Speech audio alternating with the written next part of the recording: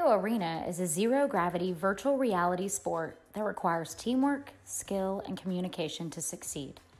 The arena features a spawn area where the game begins. Players enter the arena through a launch tube that has a catapult ring inside to increase speed as they enter. The teams race to be the first team to get to the disc in the center, which is also called the joust. Players enter the arena full of geometric shapes that can be used strategically during a match. The three basic player positions are striker, midfielder, and goalie.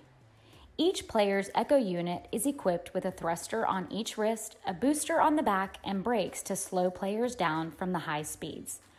Re-grabbing or stacking is a common technique used in-game. This is demonstrated when players use each other repeatedly in a slingshot motion to increase their speed. Another useful skill is stunning. This allows the players to temporarily disable the opponent's movement. Stunning can be countered by using the blocking skill, which causes the stunner to be stunned as the offensive team progresses through the arena with the disc. The defending team protects their bubble, which serves as a three-point line around the goal. When players enter the bubble, each goal accounts for just 2 points. When a team scores, the disc spawns on the opposing team's end of the arena to give them the joust advantage.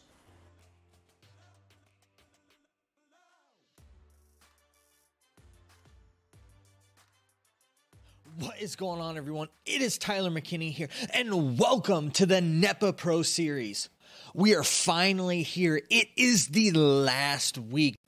What is going on, everyone? It is Tyler McKinney here, and welcome to the NEPA Pro Series. We are finally here. It is the last week. This is championship week. Listen, all season long, we have had 12 teams fighting for one spot. And tonight, we are down to just 2 teams, one from the East and one from the West. And I am excited for the matchup that we have tonight. I think it is going to be fantastic. But before we get into it, I just want to take just a little bit of time here. And I want to reflect back on this season, because this season has been fun. It's definitely been a long ride, but listen, that ride has just been fun. It's been full of all sorts of surprises, and some of them not so big a surprises. And, as I look at this is really interesting to see, just how this Echo community really came around, this whole pro series and really just embraced it and really put their best foot forward here. This has just been a fantastic experience for me. It has been a fun one to get to be part of this community and part of something that so many people love.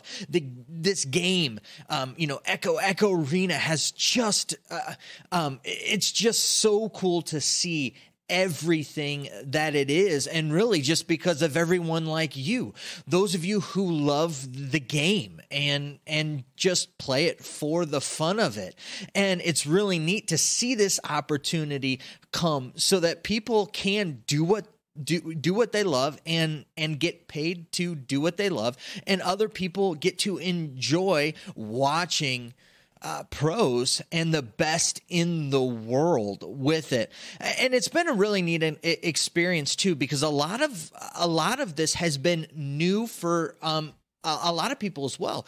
In the Echo community, a lot of people have played with the same players over and over again. And so to have this draft and to have these players coming in at the beginning of the season and having to learn how to play with one another, possibly having to learn a new position, has really been an interesting thing. And it's been fun to watch teams progress throughout, week in and week out, as they learn how to play with one another, how the camaraderie, how they gel as a team, how they come together, how they learn new positions and new skills. And, it's been really cool for me as an outsider to not only be introduced to the game, but also get to experience it with a new with eyes that have never seen some of this before. Because for some of you out there, this is not what you're used to seeing out of certain players. You're used to seeing them play a certain way and not this way. And it's really been fun seeing, those who have, risen and made themselves really big stars in this space and in this game. And speaking of stars, if you didn't get a chance to, you need to go through and, they had a fun night with the Owners game and the All-Stars game. And, listen, the East came out to play, and they didn't hold back with big wins in both the Owners game and in the All-Star game. But that was just a fun night with fun games. And I can't go any further without saying nap time. Nap time, good night. 35 points in that Owners game. I mean, you owned it. Sorry, you have to do that here and there. But, also, too, the All-Star game, even though the East definitely had it won, it was, wow, was it an experience for me to see all of these quality players and all of this talent on the court, in the arena, all together, and how they played and how they were. It really did show that they all do belong here, and that they all are, all-stars in all of their same regard, with that. I was just impressed by the whole showing. I was wondering what we would get, but actually, they all played, really well together, teaming up and having fun together and taking opportunities and, showing off in that. So it was fun. And if you didn't get a chance to, after tonight's game, you need to go back and check that out. But let's turn our attention to tonight. And listen, tonight we've got two, great games for you. The first one you're going to have is going to be the AAA championship. And listen, guys, these are the next players up. These are the players we're going to be talking about here in future seasons. So you need to be watching, and you need to pay attention with it. And one of the cool things is that you've got the Sound versus the Clippers, and the Clippers they're in the championship game, and they are the farm team for the Cyclones. It just goes to show you how they have affiliated each other, and really, they've got a really nice program going on there with it. And speaking of the Cyclones are going to be taking on the Kansas City. I try to do this every time. Echo Club Kansas City. The Orlando Cyclones versus Echo Club Kansas City is our championship game. And if you would have asked me about midway through this season, I would say that that's probably about accurate. When you look back on the season that both of these teams had very, very successful seasons. Both of them came in at 7-2. But from a different flavor. Kansas City had a little bit of a rough patch early going on where, this is a team that lost 2 games. But in those 2 games, they only lost by a total of 4 points. So what I'm telling you is 5 points is the difference between this team being undefeated and this team having 2 losses. Every game with them has either been them, being the victor, or they're taking everyone to the wire. And looking on the other side of it, this Orlando team, if it weren't for missing players, and teammates, sitting out because the last week, they had everything wrapped up. So some other players, get in and get some playing time. But if it weren't for those 2 things, this team, could quite possibly be an undefeated team going in here. So we're looking at 2 teams that very easily could be undefeated going in here. And that's right. They have never played each other. These teams have not played each other. Now, granted, a lot of these players are very, very familiar with each other, and they've played a lot of matches and a lot of games against one another. But all in all, sitting right here, when we're looking at this NEPA thing, these teams have not met. They did not meet in the regular season. And so this is going to be a new experience for both of them. And as we look at this game, I think that that's going to translate into early on in the game. I think that you're going to have both teams kind of, jockeying for a position, feeling each other out, feeling how the other team is going to, go through and do things. And as I look at this, I think you're going to see things fairly similar between both of these squads. if there's one thing that is rang true throughout this whole playoff thing is that defense has really stepped up. A lot of teams' defensive game has stepped up, and I could see that going in and really taking root here. I think that this game is not going to be a low-scoring game, but it's definitely not going to be a high-scoring game. I think that, the defenses are really going to show up here. And the defensive ability, so all season we've known that Game can score, that Soluna can score, that Acorn can score, Captain Will, Rosie Hope. But what that's overshadowed their defensive ability. This is a team that can really play defense. And I think that we're going to see that tonight. I think that you're going to see, it'll be interesting to see how much time Captain Will gets in there, but when Captain Will's in there, Captain Will does a really good job, defense in the bubble. And when you're looking at Game is not only a game changer when it comes to offense, Game Changer is a game changer when it comes to defense. Game is not only a player that can go ahead and, get the save, but can turn around and score a quick 3 on you, no problem, and really have a 6-point swing right there. And having somebody like that's huge. And their stacks, the way that they run their stacks, they're very, they have gotten very comfortable with running stacks with one another, their dual stack and system with that.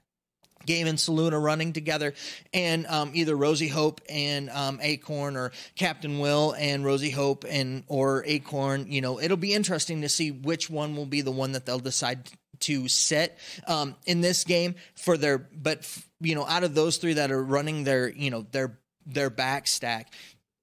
This is they are a force to be reckoned with, and it doesn't matter which combination of the 5 that will be the 4 that will be in the arena at that time. And so I'm really looking for them for really the Cyclones to do what they do in this game. And I think that really Kansas City are the ones coming in as the underdog here, and I think rightfully so. The dominance that the Cyclones have shown throughout the season, I think, warrants that. Now, Kansas City, that's not me saying anything against this team. This team has gotten a lot better as the season's gone on, and they really have figured some things out. And part of that has been the play of these players. So Akalasator has really been the leader throughout the season, and that has not changed, and that's not anything different. But really what has happened is you've seen players step up. And players stepping up, I'm talking about Paranim, I'm talking about Sweet Tooth. These are 2 players, that KFC and Akalasator were kind of pulling along with them earlier in the season. And that doesn't mean anything that they aren't good players or that they weren't good players.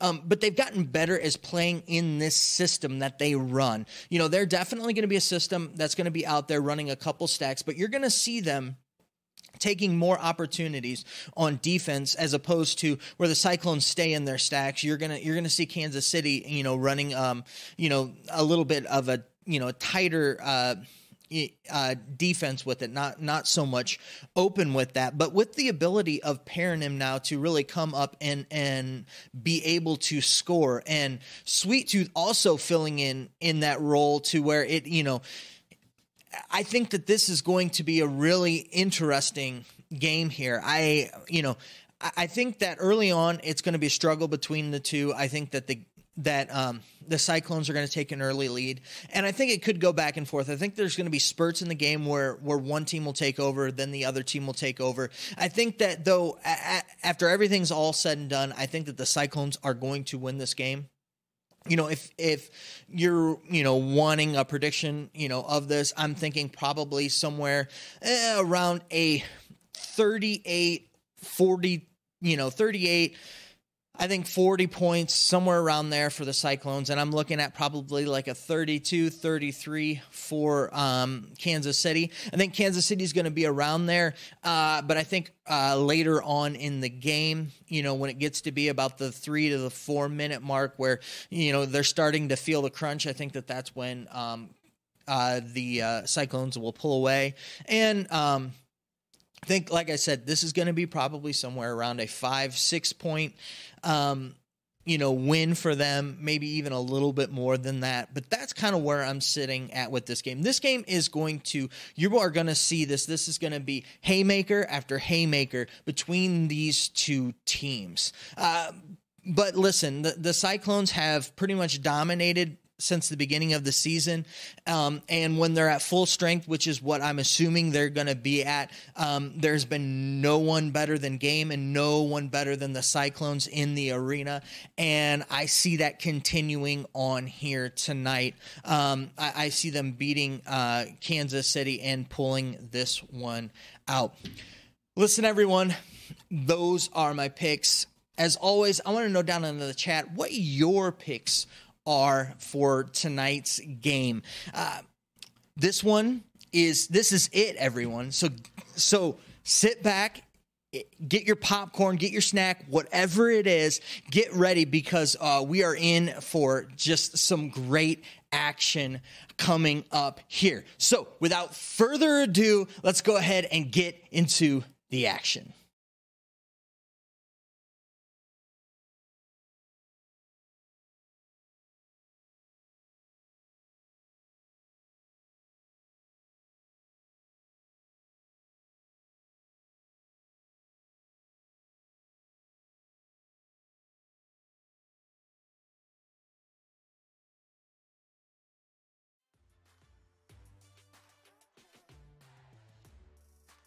Welcome, NEPA fans and Echo units. It is Saturday night. It is championship night. The NEPA Pro Series 1 comes to a close. First up, the AAA Finals. We've got the Memphis Sounds taking on the Toledo Clippers, immediately followed by our first ever Pro Series finale. I'm joined tonight by Sir Dimwee and Nails. Dimwee, Nails, say hello to your people. What up, Echo units? Welcome to the finals. DeFocus asking me, where did I go? I'm still here, sir. I can see myself over on the screen, but I promise I'm here. Well, we did earlier. Remember, I did have to restart, but yeah, I am here. I'm not a ghost. I am not Sir Deadwee. That's not funny, guys. Not this day and age. Ghost Dimwee's in the house. I honestly, goodness, I've been, if you're in certain servers, you've seen me talking about this, the games tonight. Excuse me. That's how excited I am. I can't get through my sentences straight. These games are going to be good. We've only got the two tonight, but they're going to be so good. It's quality over quantity tonight. So good. There are rules, though, Dimwee, and let's tell the fans what they are. We have got 4 8-minute quarters, a 5-minute halftime, 1-minute timeout available to each team each half. You do see 5 players on the screen, but only 4v4 is what we play. The additional player is a sub who waits in the spawn area. Overtime is played to a golden goal, and no toxic or discriminatory behavior is tolerated. That goes for the chat as well. We want you active, but let's keep it clean. With the rules in mind, let's take a look at the matchup. The number 2 seeds facing off tonight, the Memphis Sounds coming out of the West at 5-3. They got through the playoffs by taking out Albuquerque in the quarterfinals 42-29, and then taking out the number 1 seed Omaha 47-33 in the semis. Nails, what do you see over on the West with the Memphis Sounds? Yeah, West Coast, best coast. But the Sounds coming in tonight. Looking to that was for you, Dimwee, and looking to reestablish the pride and the joy of the West Coast coming in. The Sounds fought hard, very, very hard through the entire season, and then coming in to the semifinals, firmly establishing themselves there as the number 1 seed coming into the finals, doing some great work. Igneel, as always, popping off, solid shot. Faster X was doing some amazing work, and just coming in and lots of stuns, lots of quick movement. And what we saw out of them the last round was just playing very, very quick. So they've got their chains established. They've got their accuracy was on point the entire game. Boosie was all over the place, and then Techno doing some that classic juke moves that we see on the floor, on the ceiling, around the geos, doing some really good work, and keeping the disc in the Sounds' hand. We'll see if they can use that tonight, how it stacks up against the Clippers when they come out tonight against the East. There you go. And in the East, it is the Toledo Clippers. Also started the playoffs as the number 2 seed, coming in with a 5-3 record out of the East. They battled Buffalo in the quarters, won that one 51-37, and then took out the number 1 East seed, Worcester, in the semis, taking that one 38-32. Nails, what do we see on the lineup for the Toledo Clippers? Over on the Clippers, we've got Breezebo tonight. Duke, Ty Garbs, as always, Baby True 3, Time, and then Jack 3 will be standing in as a sub there in case there's any technical difficulties. I know he got pulled over to St. Louis, but originating here on the Clippers, who will be filling in for them tonight and filling out their roster. But in general tonight, again, same story from the Toledo Clippers, coming into the semis and knocking down the Worcester Tides, doing some good work, but a lot of fast play, some good passes. They were firing on all cylinders that night, and names to look out for tonight, obviously Breezebo, as always, heading up the team there as a captain and then doing some amazing work. Duke Ty Garbs had a cannon for an arm that was on target every time. Baby True and Time following that up as well with some great passing as well as some great shooting as well. They're definitely going to come out tonight, I think, quick and fast as standard for kind of the East Conference across the pros and the AAAs. We will see if they can keep that up for 4 quarters tonight. Dimwee, over to you. Say it with me. I'm not saying it. East Coast, East Coast. Not saying it. East Coast, Beast Coast. I don't even know what that means. East Coast, Beast Coast. It means what it means. The words could not be more plain. East Coast is the Beast Coast. Yeah, I don't know. I'm not following it. I'm not following it. I don't get it is. I don't get what it is. Dominance is the name of the game tonight. Dominance will be what we talk about. Dominance will be the words that we send to Sesame Street on our special on Monday. That's not true. We're not gonna be on Sesame Street. But we're gonna be on Sesame Street, dude. I've always wanted to be on Sesame Street. You know, that is honestly the pinnacle of success, is making your way onto Sesame Street. That's Mount Everest of fame, my friend. Prove me wrong. And while the three of us wait for that invite, Dimwee, 3 months ago we had the first ever pro draft for Echo. 100 players were eligible, 60 went to the pro teams. The other 40 have spent the last 3 months participating in the AAA matchup. You've said it before. I think it's worth saying again. These are pro-level players. They have competed through a 3-month season, made it through the playoffs in startling fashion, but expecting to see pro-level play out of these AAA teams, no doubt. What do you think? I gotta say, so this one I'm directing. I'm not taking your lead in there. I'm gonna totally throw a curveball here, and I'm gonna direct this one at chat. For the draft. I hosted that on my personal Twitch channel, and on that day, we got over 200 viewers watching that draft. This is the finals. This is the pinnacle of the draft. If that is our goal today, ladies and gentlemen, it's 200 or bust as we're going to get started here in the first quarter between Memphis Sound, Toledo Clippers here in the AAA Finals. Oh, this is exciting. Nails, man, this is I've been waiting for this all day. I wasn't even casting VRML. I've been waiting for this so much, as this was going to be up there. Time, far side, bring it up. Nice grab. Techno Wubs, big stop to start us off. Dude, all day, man. I've been waiting 2 weeks, 3 weeks for this. This is going to be amazing this entire night. And if you have friends that are doing anything other than watching these two matches tonight, talk some sense into them. This is their last chance to catch it live. I said it on Twitter. I'll say it again. You need a friggin' good excuse to not be here tonight. This is nothing but the best of Echo Arena, as Igneel Sensei on the back line sending us in. Oh, try and look for that setup to not get the communication. As one boosty boy looking to send the one across, so nobody in particular actually almost gets it back. Jake, Breeze with the tap. Although we'll be Neil again, sending it up in the hands of Baby True, sending that one all the way out. They're going to get that one off the shield there, sending it to the far side trap, where we'll be recovered instead now by Faster X. Still scoreless here. Over a minute into this first quarter. That one looking for the ceiling shot, but we'll turn over. A little loss of tracking there, and Toledo Clippers may be able to capitalize.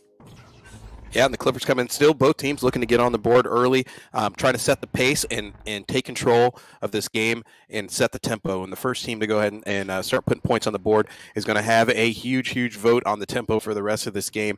But you see how evenly these teams are matched there. But a lot of steals, a lot of pickpockets. Techno again picking one on the long shot, coming for the bounce. But Igneel there to follow up. for his teammate. Nice work. Picks it up off the bounce on the backboard and slam dunks it in for 2 points. And just like that, the Sound are on the board. First up. Yeah, minute 43 to actually get that first goal. So we got 2 minutes off the clock. Neil almost looking like a layup there, like an alley oop. In fact, as time sending out in Breezeboat, look for the cross pass, baby. True. That was some nice disc movement here we got from the Toledo Clippers on this rollout. It's a simple relay. And you see how effective it is. They are immediately in the offensive zone here. That's for anyone new to the game. Attacks on offense happen at 2 stages. First, you have to attack mid, and then you can attack the bubble, as they're doing right now. As Jake sending this one in.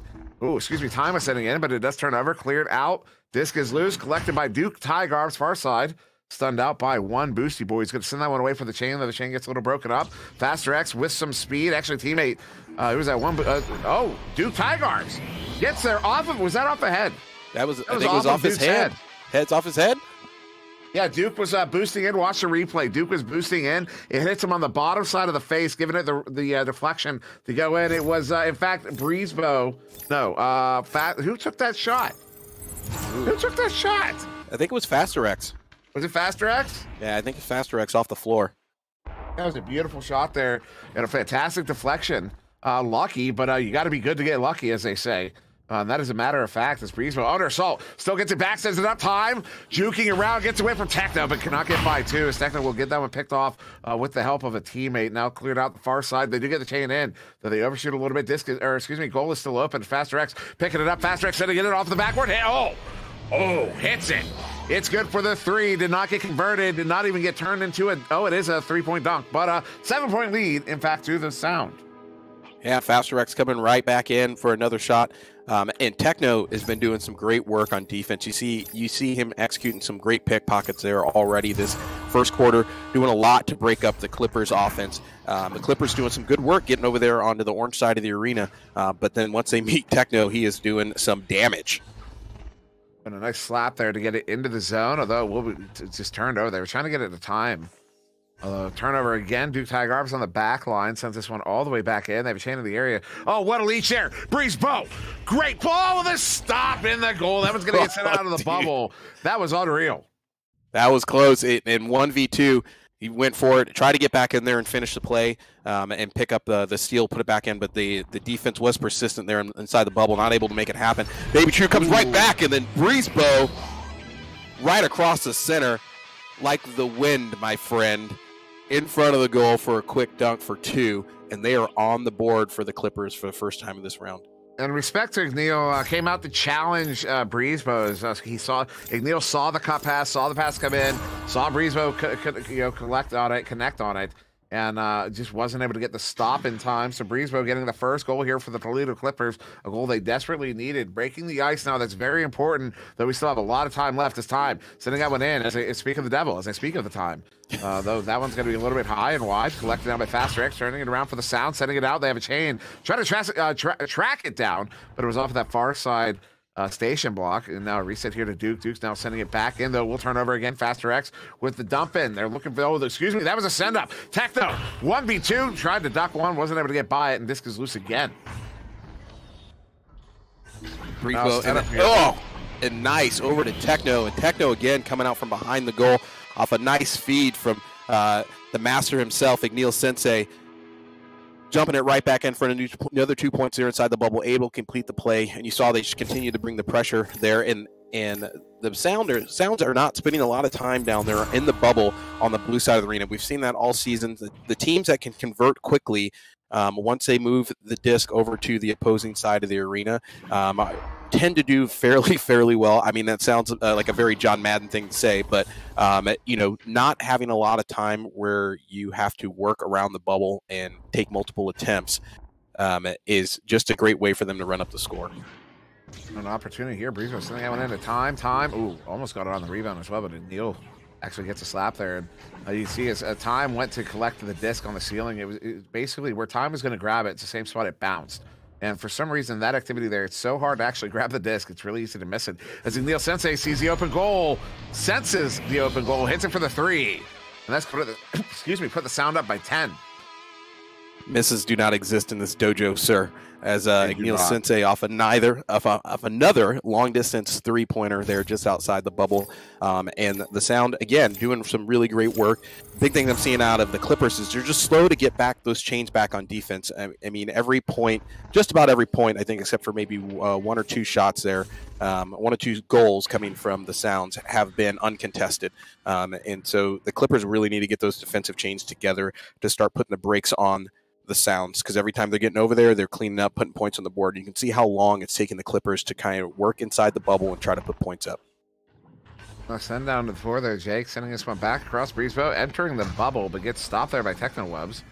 Disc is loose and will get slapped away. They have a chain away. It's Igneel and Faster X in the area, uncontested.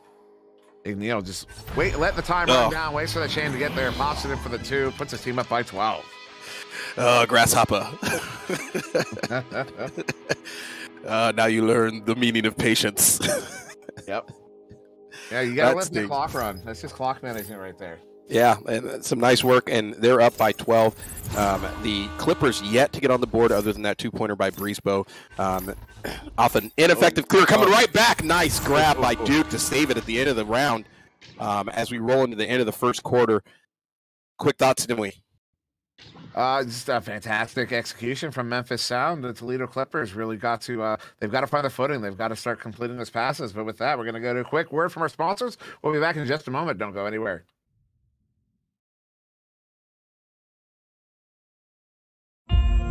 This flag isn't backwards. It's facing this way because it's moving forward. Just like the men and women who wear it on their uniforms. And the country it represents. They're all only meant to move one direction, which is why we fly it this way. On the flanks of the all-new Grand Wagoneer, moving boldly and unstoppably forward.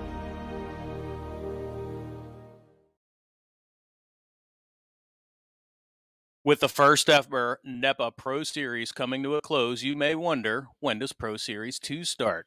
Well, folks, the EU wants in on the action first. NEPA TV hosts countries battling it out to see who can take home bragging rights as the best in the EU. Think you have what it takes to lead your country to victory? Then get in contact with NEPA at eucup@nepavrpro.com. As always, you can only catch those here on NEPA TV. Don't forget to follow NEPA TV on social media or visit nepavrpro.com.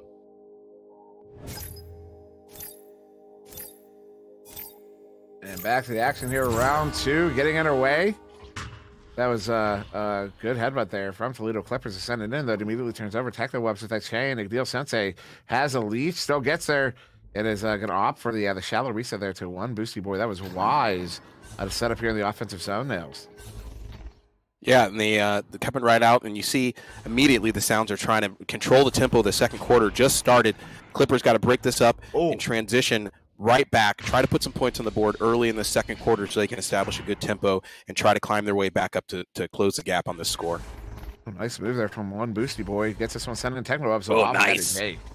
As Faster X. Oh, no. Time got the slap on that, getting that one away from Faster X. That 1 boosty boy getting that one away, but there's Jake. Off that chain, gets it set out. This one's going to be all the way down into the bubble. Near the goal, Duke. Ooh, getting some of their big play from Technowebs. Now clearing this one out, looking to get it through the near side tube. Instead collected by Time up to Jake. Jake looking for a setup, back to Time sends it in. What a save. Oh, nice. Goalie was completely perturbed there. That was Igneel Sensei teaching us things in goal right now. The man's a black belt goalie, obviously. Coming back and dude, the Sound on that last push forward by the Clippers, you saw the Sound really did some good work thinking ahead of what was going on. As soon as that disc got cleared out of their bubble, they were already trying to break up the double chain that was coming from the Clippers, which resulted in Duke only being the only person down and uncontested again. Techno off the flat bounce by Faster X comes right back in for another 2 points, and they're back up again in this quarter, and I think that's the first score of the quarter coming from the Sound. But they're doing some nice work, looking ahead, thinking ahead of the disc, where it's going to be. Duke gets down there as 1v2, we're not able to do anything with it, but that just shows how on fire right now the Sounds are with their gameplay and their strategy. Yeah, their defense. There was a lot of there were several opportunities there from the Toledo Clippers for a moment, and the Memphis Sounds defense is just unreal. It's faster X. See how he turns there to get the more favorable angle. That's not just it's not just a subjective thing. It's not just it's not just for show or for looks or whatever. He's getting a better angle to slam that one in to get the dunk away from time there, and puts his team up by 16. Yeah, and 16 points. This mountain's getting steeper. The Clippers need to find a strategy here in this second quarter. They don't need to close the gap. I mean, if they can, definitely, but they just need to right now focus on finding something that works. It puts points on the board just like that. Jake coming in for a quick 2-pointer, and that's what they needed. Then they need a couple more of those unanswered to kind of get this momentum going and find a good flow for their team right now. Momentum is indeed the name of the game. Jake getting a really important goal there here for the East Coast, Beast Coast. This one now in, all the way down, collected by Technoweb's open goal. Whoa! Oh, what a shot! Oh my goodness! Technowebs, dude, on the wheels of steel right there, sending a hot one from 16 meters. Finds the open goal, beats the defense back there on the shot, and right into the top, kind of top left pocket there of the goal. And that 3-pointer was huge for the Sounds because that was a quick answer to Jake's goal to kind of re-break that momentum that the Clippers are trying to establish. And Avoid in the chat asking Mercy, Avoid, sir, in the NEPA series, in the NEPA Pro series. So this is finals, son. Mercy. There's no mercy in finals. This is a championship. You play till the clock stops. There's as much mercy in finals in the NEPA Pro Series as there is crying in baseball. There is none. There's no crying in baseball. As Techno sending this one up. Neil Sensei, who gets that reference? Somebody gets that reference. I got you. Neil sending us League of their own, my friend. Opportunity here. Techno. Oh, wow. Wow. He jumped. He leaped. That was a dash goal right there. He caught air. I want to know what that man's vertical is. Techno, his hand's stuck in the ceiling fan right now. This Memphis Sounds team is, well, they're exceptional. They're now up by 19 points. And there's still a lot of time. I mean, there's still 2 quarters to go. That's 16 minutes plus 3. So 19 minutes still total to go. There's a defense. It's Techno again. He is in fuego tonight, dude. Again, breaking up the QB pass coming out from the Clippers. And just stifling the Clippers and frustrating them at every move.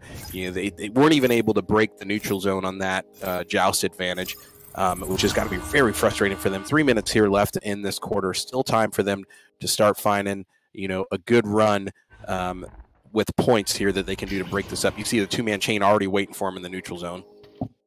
Ender in chat says close game. Hey, Ender, what are you doing tonight? Just watching some Echo? As time moving in. Yeah, I that one was pretty hard. The Duke. Oh, nice. Really there it is. Goal there. As I'm going to be paying for that one. In time off a nice send.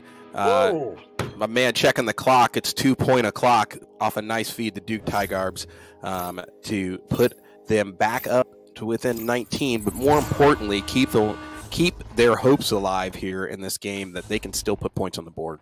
And Ender's response was to say he's going to be watching the Packers game. Sure, that hurts. Boo. How it hurts. Boo. Van Dyke, don't not enable him. Do not encourage him, Jimmy. No, what are you doing? It's time sending this one up. Gets it to Jake here on the near side. Toledo Clippers looking like they're feeling something. Oh, stop. Get it. Pick it up. There we go. Bringing it back. Breezebo. When we got the goal, they're not able to get it. As Duke Tigers bring it back again. There they do. They get it. For the 2, they're back within, 17, but still closer than they were.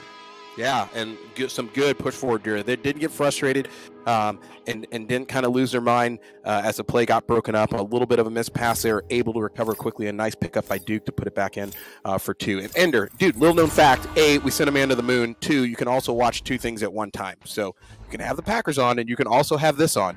Yeah, you're going to be watching the Packers on TV. You're going to be watching this on PC. Come on, bro. Yeah. Come on, bro. What is it, 1970? Only got 1 TV in the house? Come on, dude. Who among you is devoted? As Igneal, nobody's going to get that. That's too much of a. That's too geeky. Igneal sending us from the near side. I mean, that is such a deep cut. That's a deep cut for deep cuts. It's faster X sending this one across. Igneal gets stunned out. This one up to the ceiling. Technowubs Gets stunned out again. Breezeway with a good slap. Doesn't get out of the bubble. Collected by Time. Time gets it cleared. They're going to chain after this one. Are they going to get a chain away? I'm watching the mini-map. I do see, there's a chain, but a leech. Oh, Bill. Oh, wow. That was close. Duke almost had the opportunity, but Faster X gets possession. Yeah, and good pickup there. A little bit of time for them to get the offensive chain together, but still the first one's down. Nice work. Duke trying to make it happen, but they are right back. Trying to send it again. Igneal doing some of that karate to grab the disc and break up that pass. Oh, loose disc. That one hurts. So if they can recover on that, because they had a big opportunity there. That's the kind of mistakes they can't be making. Time. Open goal! Oh, goes just low. Hits the bottom of the cone there on the backboard. Still opportunity. Duke sending it in. Ding their Time. Looking to pick it up. Gets stunned out. And will be collected there by Techno Wubs, who gets it cleared out. 8 seconds to go here in the half. This one's all the way down. Are they going to capitalize on this? If they capitalize on this. Oh, not quite. But that'll end the half here. 25-8 in favor of Memphis Sound. Toledo Clippers looking like they're going to be bringing it back here maybe in the second half, which means you cannot go anywhere. Well, you can't go very far. We're going to have a longer intermission here for the halftime. We'll be back in not too long after a few words from our sponsors.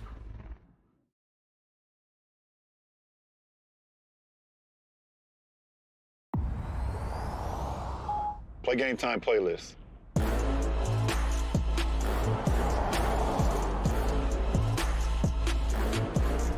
There are those that show up to the game. There are those that change it forever.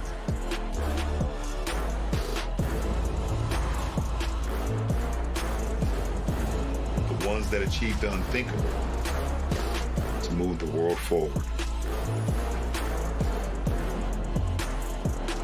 And sometimes in directions we never thought possible.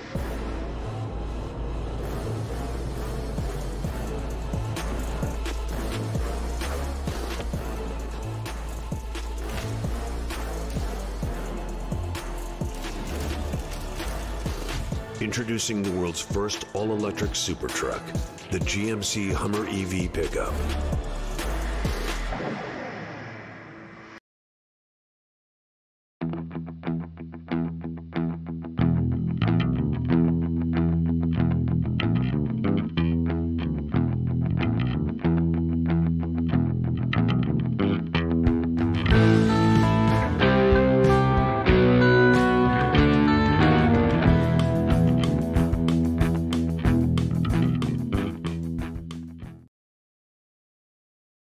Come and compete with the pros March 18th through the 20th in St. Louis, Missouri. This one-of-a-kind event is hosted at Busch Stadium's exclusive Redbird Club and is in support of the Special Olympics. With 20-plus teams and counting, the NEPA Charity Cup will be filled with multiple brackets, fun side activities, and much more. Go to nepavrpro.com for more information.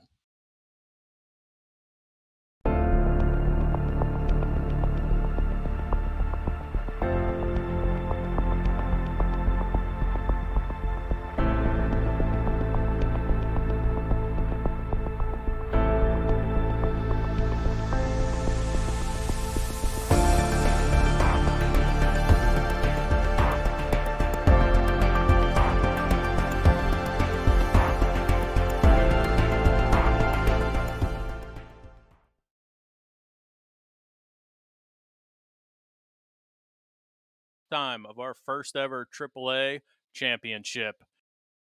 A fairly one-sided first half leaves the Memphis Sound sitting in a comfortable lead. But Dimwee Nails, we saw the Toledo Clippers make a bit of a run there at the end of the second quarter. Maybe perhaps they found some momentum. What'd you see in the first half, Nails? Yeah, dude, over on the West Coast, Best Coast, the Sounds doing some outstanding work. They came out very aggressive at the beginning. They were able to get a couple unanswered goals, which really put them on a strong momentum to set the tempo here for this game and really start frustrating the Toledo Clippers. They did a great job of just thinking forward in the game and being able to stop the Toledo Clippers before they could really get anything started by stunning out their double chains that were waiting to chase down clears. And then everyone just doing some great work. I mean, Techno Wubs and Faster X specifically doing some outstanding work. Techno with 11 points, Faster X with 5, but both with some considerable saves. Igneal doing his part as well as the Ninja Master there on the team. But between the three of them, you've got 9 saves. So just everybody doing their part to kind of frustrate the Toledo Clippers offense, and then at the same time frustrate their defense by making it back down to get points on the board. Some long distance 3-pointers, really beating up the bubble. And like we talked about earlier, they're just doing a lot with the disc when they have it in a very quick amount of time, which is not really giving the Clippers time to kind of reset and prove that their defense is working for them. I'll let Dimley tell us about East Coast, Beast Coast, my friend. Yeah, well, the Clippers, they did have a nice little rally there at the end. Duke Tigarbs got 2 goals in a row, 2-2s, and that's what ended there. There were no more goals from the Memphis Sound once the Toledo Clippers started coming back there. And, it's there's still so much time. The nice thing, it's kind of the double-edged sword of the long form of the long form format here. Is that, one team can get pretty far, can get 17 points ahead, but there are still 16 minutes for the other team to come back here. Now, there's opinions about that, but it's an opportunity. And when you're given that opportunity, you have to capitalize on that opportunity. You have to. You have no choice. And you also can't forget that you're only in this the position that you put yourself into. You get yourself, you know what I mean? It's nobody else. There's no one else to blame. There's no outside factors. You're here because you're here. You're here because you walked to this place. You got here. You brought yourself here. It's time for you to dig yourself out. That's just the reality of it, and I think they're capable of it. We saw how close they got. That 3 had gone in. This is only a 14-point game, which is much different with 16 minutes to go. So, I mean, that's how close this is. One scoring run here for the Toledo Clippers could amount to suddenly we have a close game. So that's I'm hoping for them, but we've seen them make adjustments here. To notice the stats there, they've activated all 5 players to try to make something happen. So I expect their adjustments to start paying off here in the second half. As we get started, that will be a headbutt there from the Toledo Clippers. They do maintain possession as well. Time over to Breezebo. Breezebo to Jake. Oh, some activity there and something happening. As Jake is what's the cat? What's the cat thing? Time sending him across. Schrodinger's cat. So Jake was Schrodinger's Jake there for a minute. Nice pull. Schrodinger's cat. It took me a minute to remember the reference. Hashtag science. You're here to hear first. Hashtag science. Oh my goodness. Actually, in fact, it's physics. But Faster X sending us through although I think that is counted as a science. So physics is a science. Well, some might argue. Actually, no one argues anymore. But this one loose for a moment. Duke accidentally scumming Breezebo there, his teammate. They're not able to get that chain together, though. It looked like an accident. You see that happen. As a headbutt there, sending it in. Oh, my God. They almost got the angle there. Going to be collected by Faster. Bring it in and hits him for the 2. They're up by 19. Faster X putting it on the board. What I did like out of the Clippers that time, they met the offense. So they did a great job of bringing up that offense at the very beginning. Got pickpocketed there in the center, but they did a great job of getting back on the defense and trying and making the Sounds work for that goal. Didn't work out, but the goal was not uncontested, and they were able to get back and crowd the bubble. They got to keep doing that to slow them down. I'll pick up here from Technowebs, looking to get the clear out to the near side. Actually, a send out. Teammates in the area, though no one's collecting on it. Finally, it will be one booster. We're sending it across here to Faster into the bubble. Gets it to Techno. Techno gets stunned out. Disc is loose in the bubble. Nice pick up there, Faster. Turning it around, sending it in for the 2. Although it was an anchor who's looking for maybe a 3 there from the shoulder, but will still put his team up by 21. Faster, again, just doing... Faster and Technowebs have been doing just some incredible work tonight between the two of them. Just a 2-man wrecking crew, not to leave Igneal out at all. Igneal's been doing some great work as well, but every time Faster X and Techno, who most of the time, by the way, I think are getting fed by Igneal on the assists, are just crushing the Clippers defense right now. Sending here from the Clippers.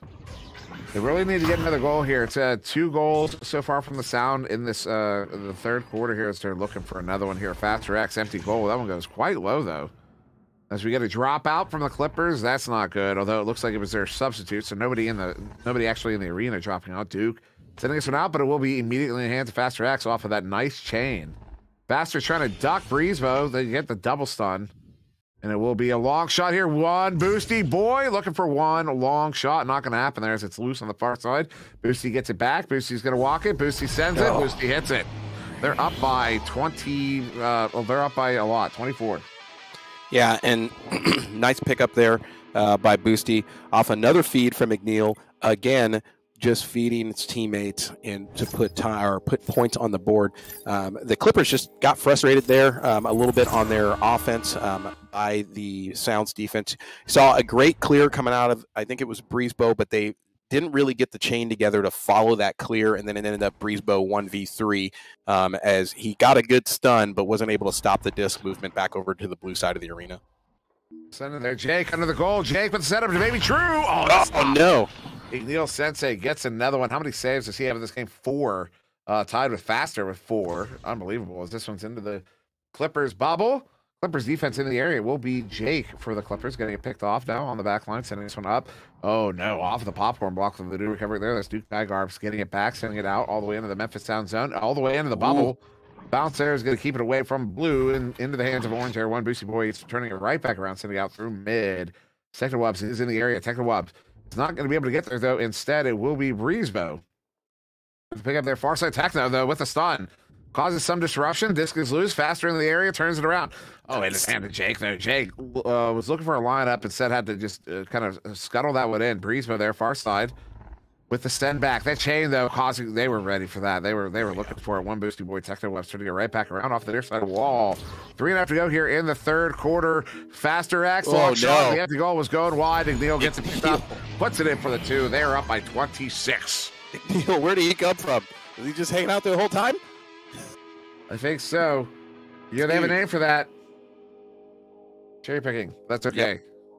Yeah, but not actually, it's not a bad thing. Someone's like, well, I mean, he said that, but that's, I mean, that's what it is. When you're up by 26 points, dude, you can afford to cut a player out of your 4-man lineup on the offense there, and just have them sit out. Like, even if they start scoring, unless they get on a run, you're not losing anything. So what you buy by having somebody just sit over there, Boosty, another 3-pointer from outside the bubble, is you get opportunities like that. Somebody just waiting around on the clear. Enter in the chat says that Time is good and upcoming. Played well with me in a private. I actually got to play with Time in the Snowflake Cup with my brother. Me and my brother, Time, and another new player.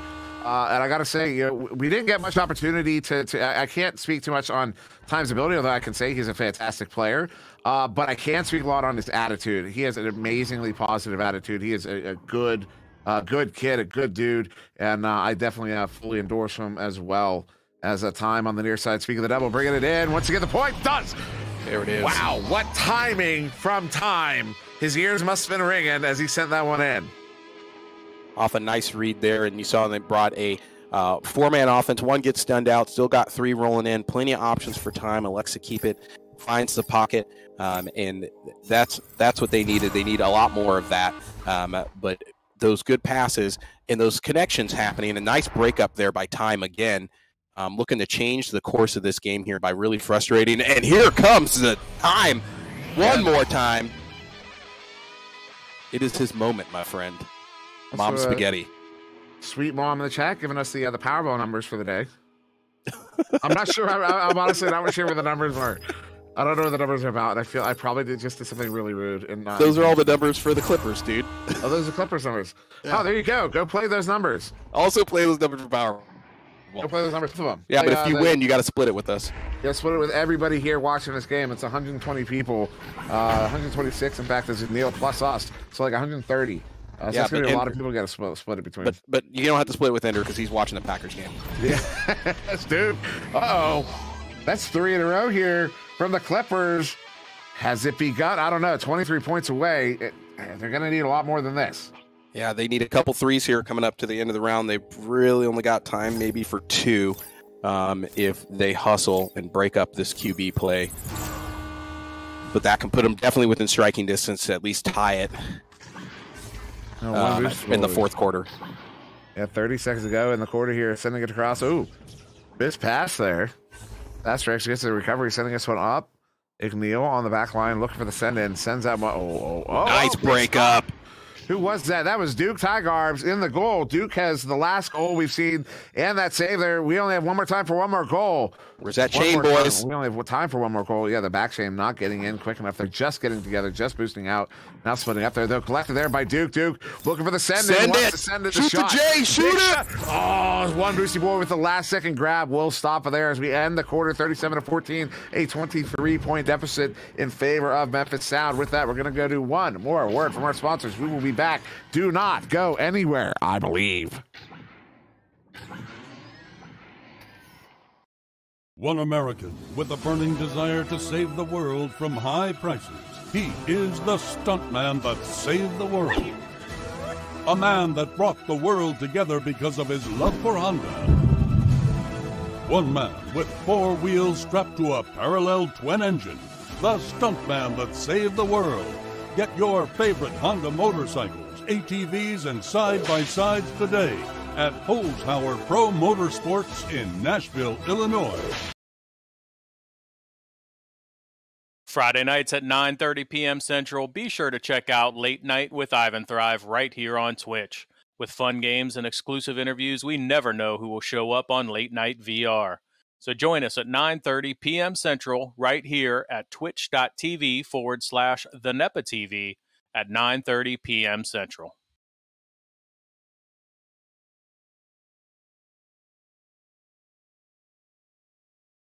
Just like the second quarter, we saw a fury from the Toledo Clippers to end the third.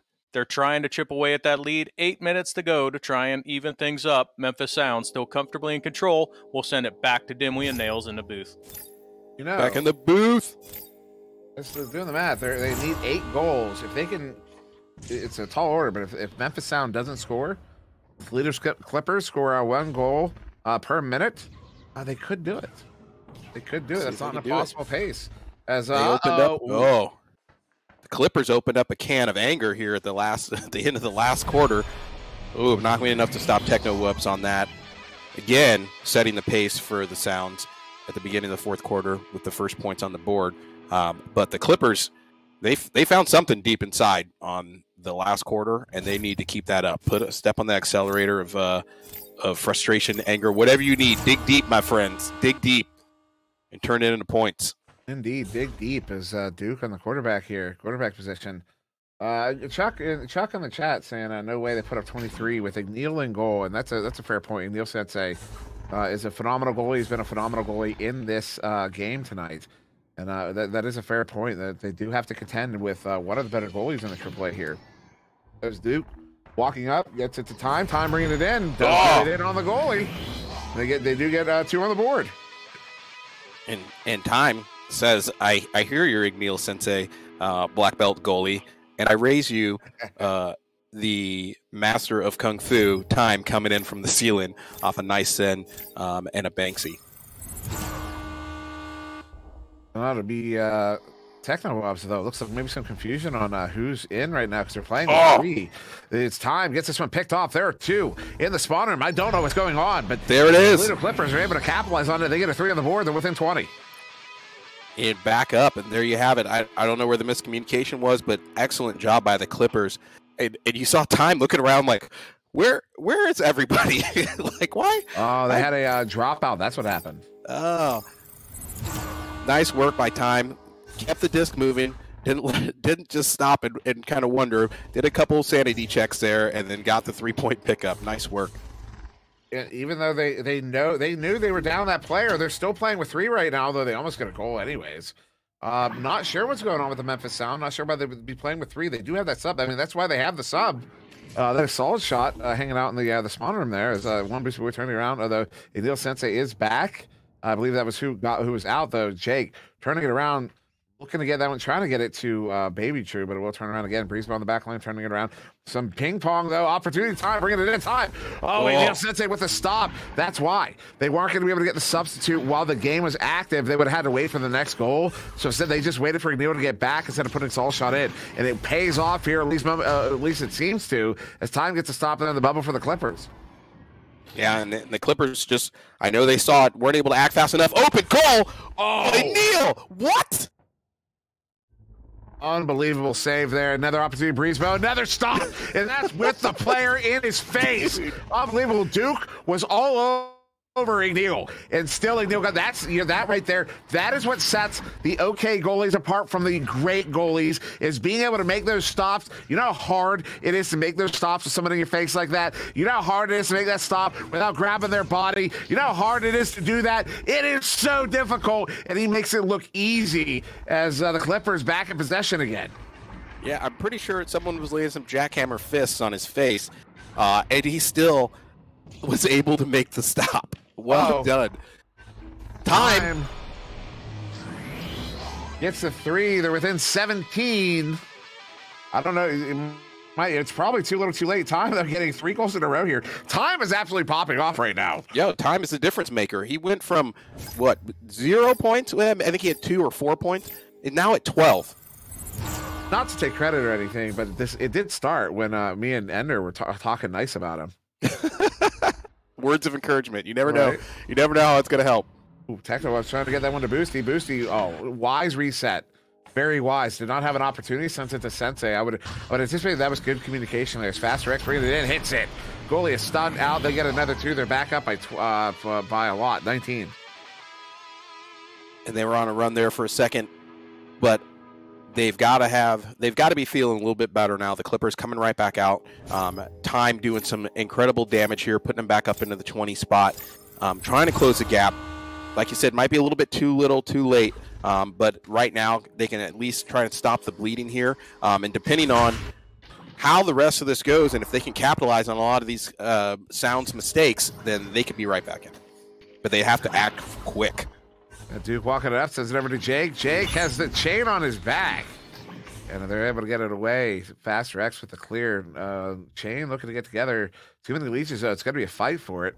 Everybody ever shoots. Jake gets there first instead. Jake turning it right back around. They have a chain together. This is a good chain. They're in the area. Oh no! Undershooting. They were a little bit wide as the bounce took it back to the center of the arena. The Jake on the back line gets it picked up here. 2:40 on the clock. I haven't done the math, but I'm pretty sure we're just about out of mathematical time as Breezo sending us one right back in time. Stunned out as he's taking that shot. Disc is loose in the bubble, and Technowebs will get it slapped away.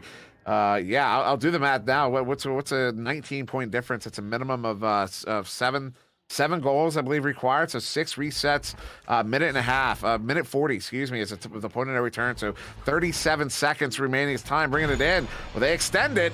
They get it in. It's going to be instead a minute 20. So yeah. I don't know if it's possible, but they do technically still have time. It's going to be a shooting match. I know that much. And, the Clippers coming in, Time again doing some magic. You saw like Neil Sensei, great read that we didn't get to talk about there, but definitely left the goal and broke up that cross opportunity for the Clippers and completely deflated that entire offensive push. But they were able to get back in there, put points on the board. Good on them. But just shows you how well Igneal Sensei is playing and how well he understands this game from a defensive and goalie perspective. Duke with the scoop sends this one in. Minute 30 on the clock. They only have 12 seconds. We are effectively out of time. Memphis Sound will be taking the finals here in the AAA. Congrats to them. One Boosty Boy, solid shot. Technowebs, Faster X, Neil Sensei. Putting on a phenomenal performance here. Waiting on the final score. Igneal will get another stop there, turning it around, trying to get it out through the Nixon tube. Stuck in the trap instead. Time sending it across to Jake. We'll get it in for the 2. So you got to point out the fact that Time has been absolutely popping off here. Ended the third quarter with 2 goals right before Duke's goal, and then in this quarter has 4 goals and now an assist. Yep, and Time. I mean, he was a difference maker in my mind here coming into the third and the fourth quarter. Really put the team on his back and started making some magic happen. It changed the entire play style of the Sound. I think the Sound just had so much of a lead at that point. It didn't really matter because it was happening just a little bit too late. But he definitely changed their entire mentality of how they were playing against the Clippers once he started putting points up. That was on its way in. Duke got the stop there. That was absolutely on its way in. It's a robbery. Yeah, that was phenomenal save there by Duke Tigarbs as this one sent across. Faster X sending it in. Maybe one more goal. Only time for one more. There it is. Igneal with a good redirect. Sends it in on the stunned out goalie. And that will finish the game. 43-26. The Memphis Sound are your AAA champions. Nice work by the Sounds. Great game to both teams, but outstanding job by the Sound. Just every single person on that team just putting up points, doing some amazing work, playing a man down for a little bit, and still figuring it out. Outstanding job, and congrats to the AAA champions, the Memphis Sounds. We're going to take you to, I believe, some interviews, correct?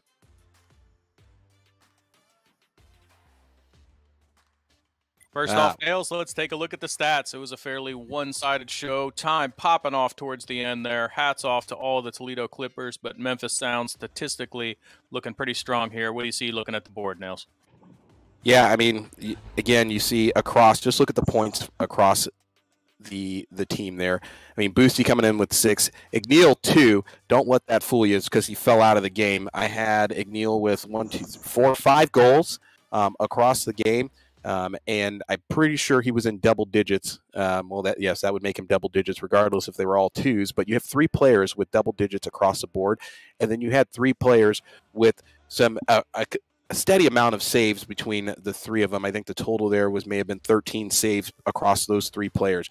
But they were just working as a well-oiled machine tonight, and it was just too much for the Clippers. For the Clippers, outstanding job by the Clippers in the 3rd and 4th quarter to really kind of change the play and the momentum of the game and try to come back. Time, obviously, the difference maker. But shout out to Duke Tygarbs to really putting the team on his back early and getting points on the board, because that's what kept them in this. At the very beginning, they still had a chance coming in the second half, and I think that was a direct result of Duke doing some outstanding work, not only with saves but also with goals. Dimwee. Yeah, that is phenomenal performance. Igneal, I got to shout out Igneal for performance on the goal. Igneal Sensei making a name for himself in the AAA. I expect to see him in the Pro Series in not too long. Also, check out Igneal Sensei on TikTok, although I haven't seen anything new from him in a bit. That's my way of encouraging him to put more stuff out there, because that's why I knew your name a while ago, and that's why coming into this one I know your name that much better. It's easy to recognize you. So do more stuff on TikTok, Igneal. But yeah, this is a phenomenal performance. There you have it. Update your business, sir. I will. My vote for MVP is honestly Faster X. Faster X. Really? Early on, Faster was who was outperforming everyone. Technowebs did come back there. Technowebs had a great second half, but Faster X came out early on. Faster X is a big reason why his team was up by so much early on as well, picking up. I believe he got 5 saves in the game as well.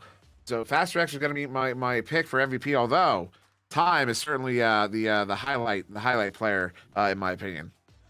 Yeah, and I will disagree with Faster X. I think I agree with everything you said, that Faster X really did a lot to put the team out early, and really spread out that gap and put the Clippers really at such a disadvantage. They were just trying to claw themselves away, out of the pit, basically for the rest of the game there, and try to close that gap. But I think Igneal, even though once the Clippers started to try and find something that was working for him and Time came out and started making some magic happen, I think Igneal, he had so many assists, so many feeds, did such an amazing job there, just kind of reading the offense and breaking up plays before they even got started, just ruining crossing options, and then as well, always doing some great work in the goal, being frustrated and still making the stops, and then sending those clears out that, or at least reaching the neutral zone, but very much in the beginning of the first half of the game, clearing those all the way down to the blue side of the arena for his teammates to go ahead and do something with it once the chains were together, and breaking those up. So Igneal's going to get my vote for MVP. However, for Spotlight, I totally agree with you. Time was the difference maker. I think Time is what kept the Clippers from getting completely blown out in this game, and it was a direct result of Time coming in and just making a name for himself and doing some incredible work.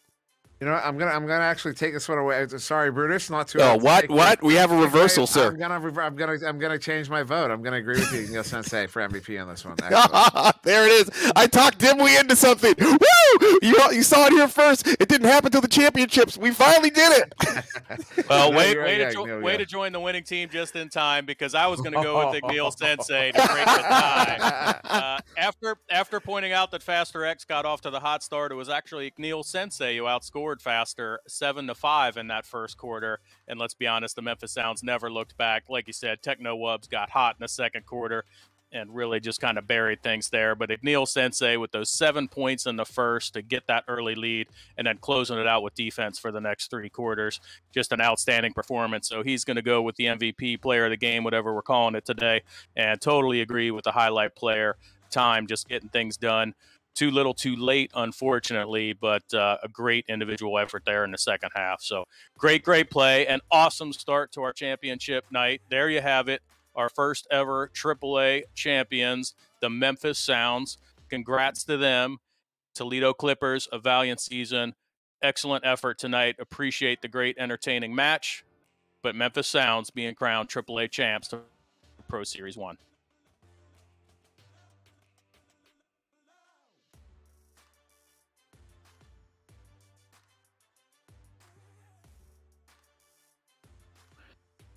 And with that, it looks like we're going to step into some interviews, so don't go anywhere. Let's see how the teams feel about their play.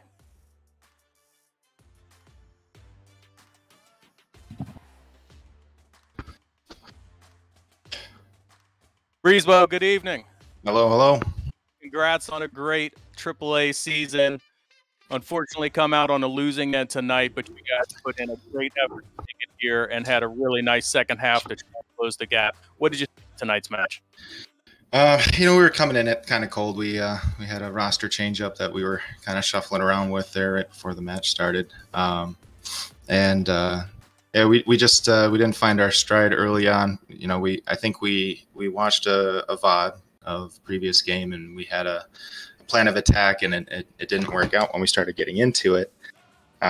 Their stacks were fast and their stuns were often. So a lot of the issue is that we weren't able to even get our plays together in order to execute.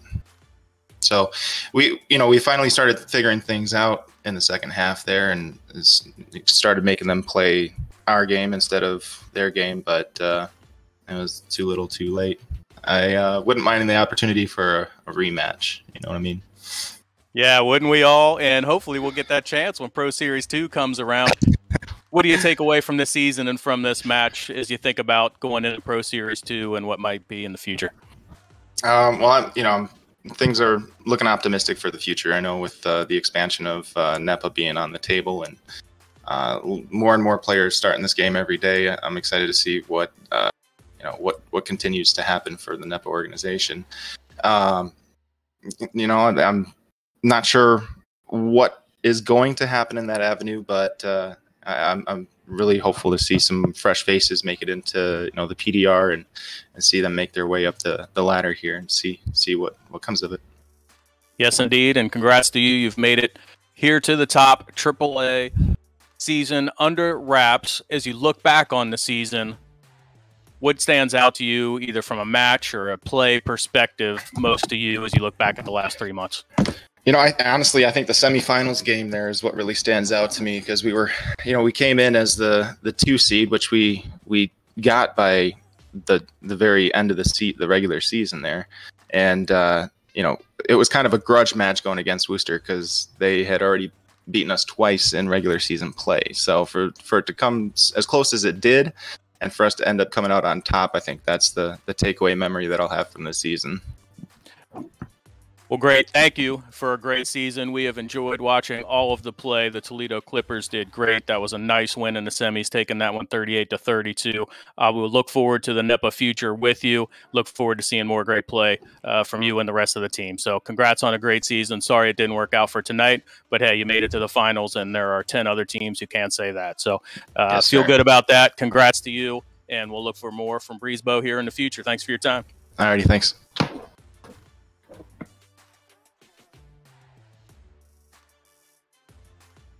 Hey, everybody. Hello.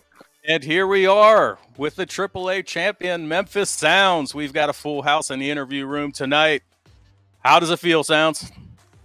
It feels great to have won the finals. Yeah. Pretty good. Something like that. Very, very good.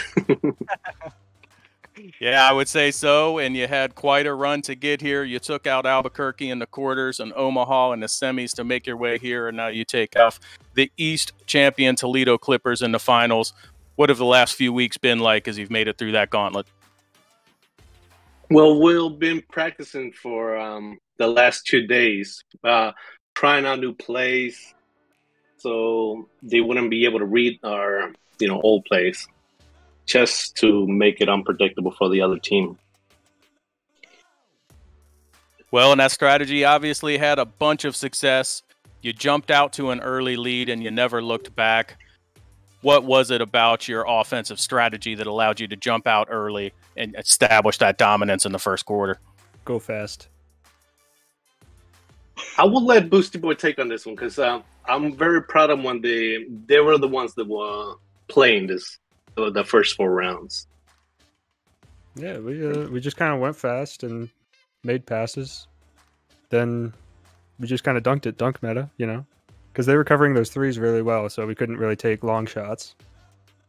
So if we take the twos. So after we had all that momentum after the first 2 rounds, we just were like, might as well keep it going. And like after the first round even, we just kept it going after that because we weren't going to slow it down after we were already doing so well, Yes, indeed, and we enjoyed watching it. Igneal, you were coming out of the match, not listening to our post-game show, but congrats to you. You were selected as the player of the game of our first ever AAA championship. How does that feel? That's pretty sweet. Definitely deserved. He definitely deserves that. Yes, Asawashot, I'll ask you. Igneal Sensei, getting it done in goal. The announcers couldn't stop talking about the play. It was going on in the chat as well. Igneal Sensei really locking things down. What does that do to allow you freedom on the offensive end, knowing that he's back there as a steel trap in front of the goal? It feels good. Yeah. Go ahead. Go ahead. No, go ahead. Oh, hell. Oh, sorry.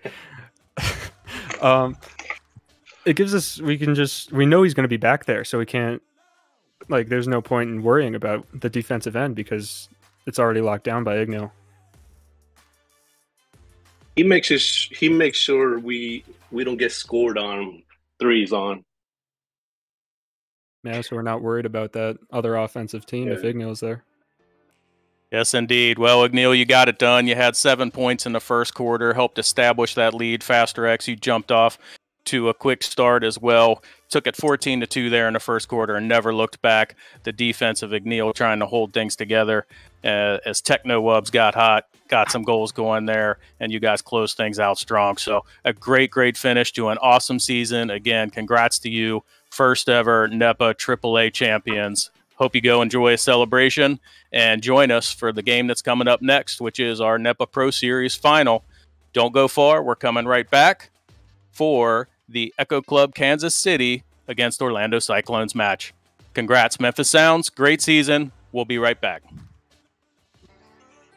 Thank you. Thank you. Thank you. Thank you. Yeah.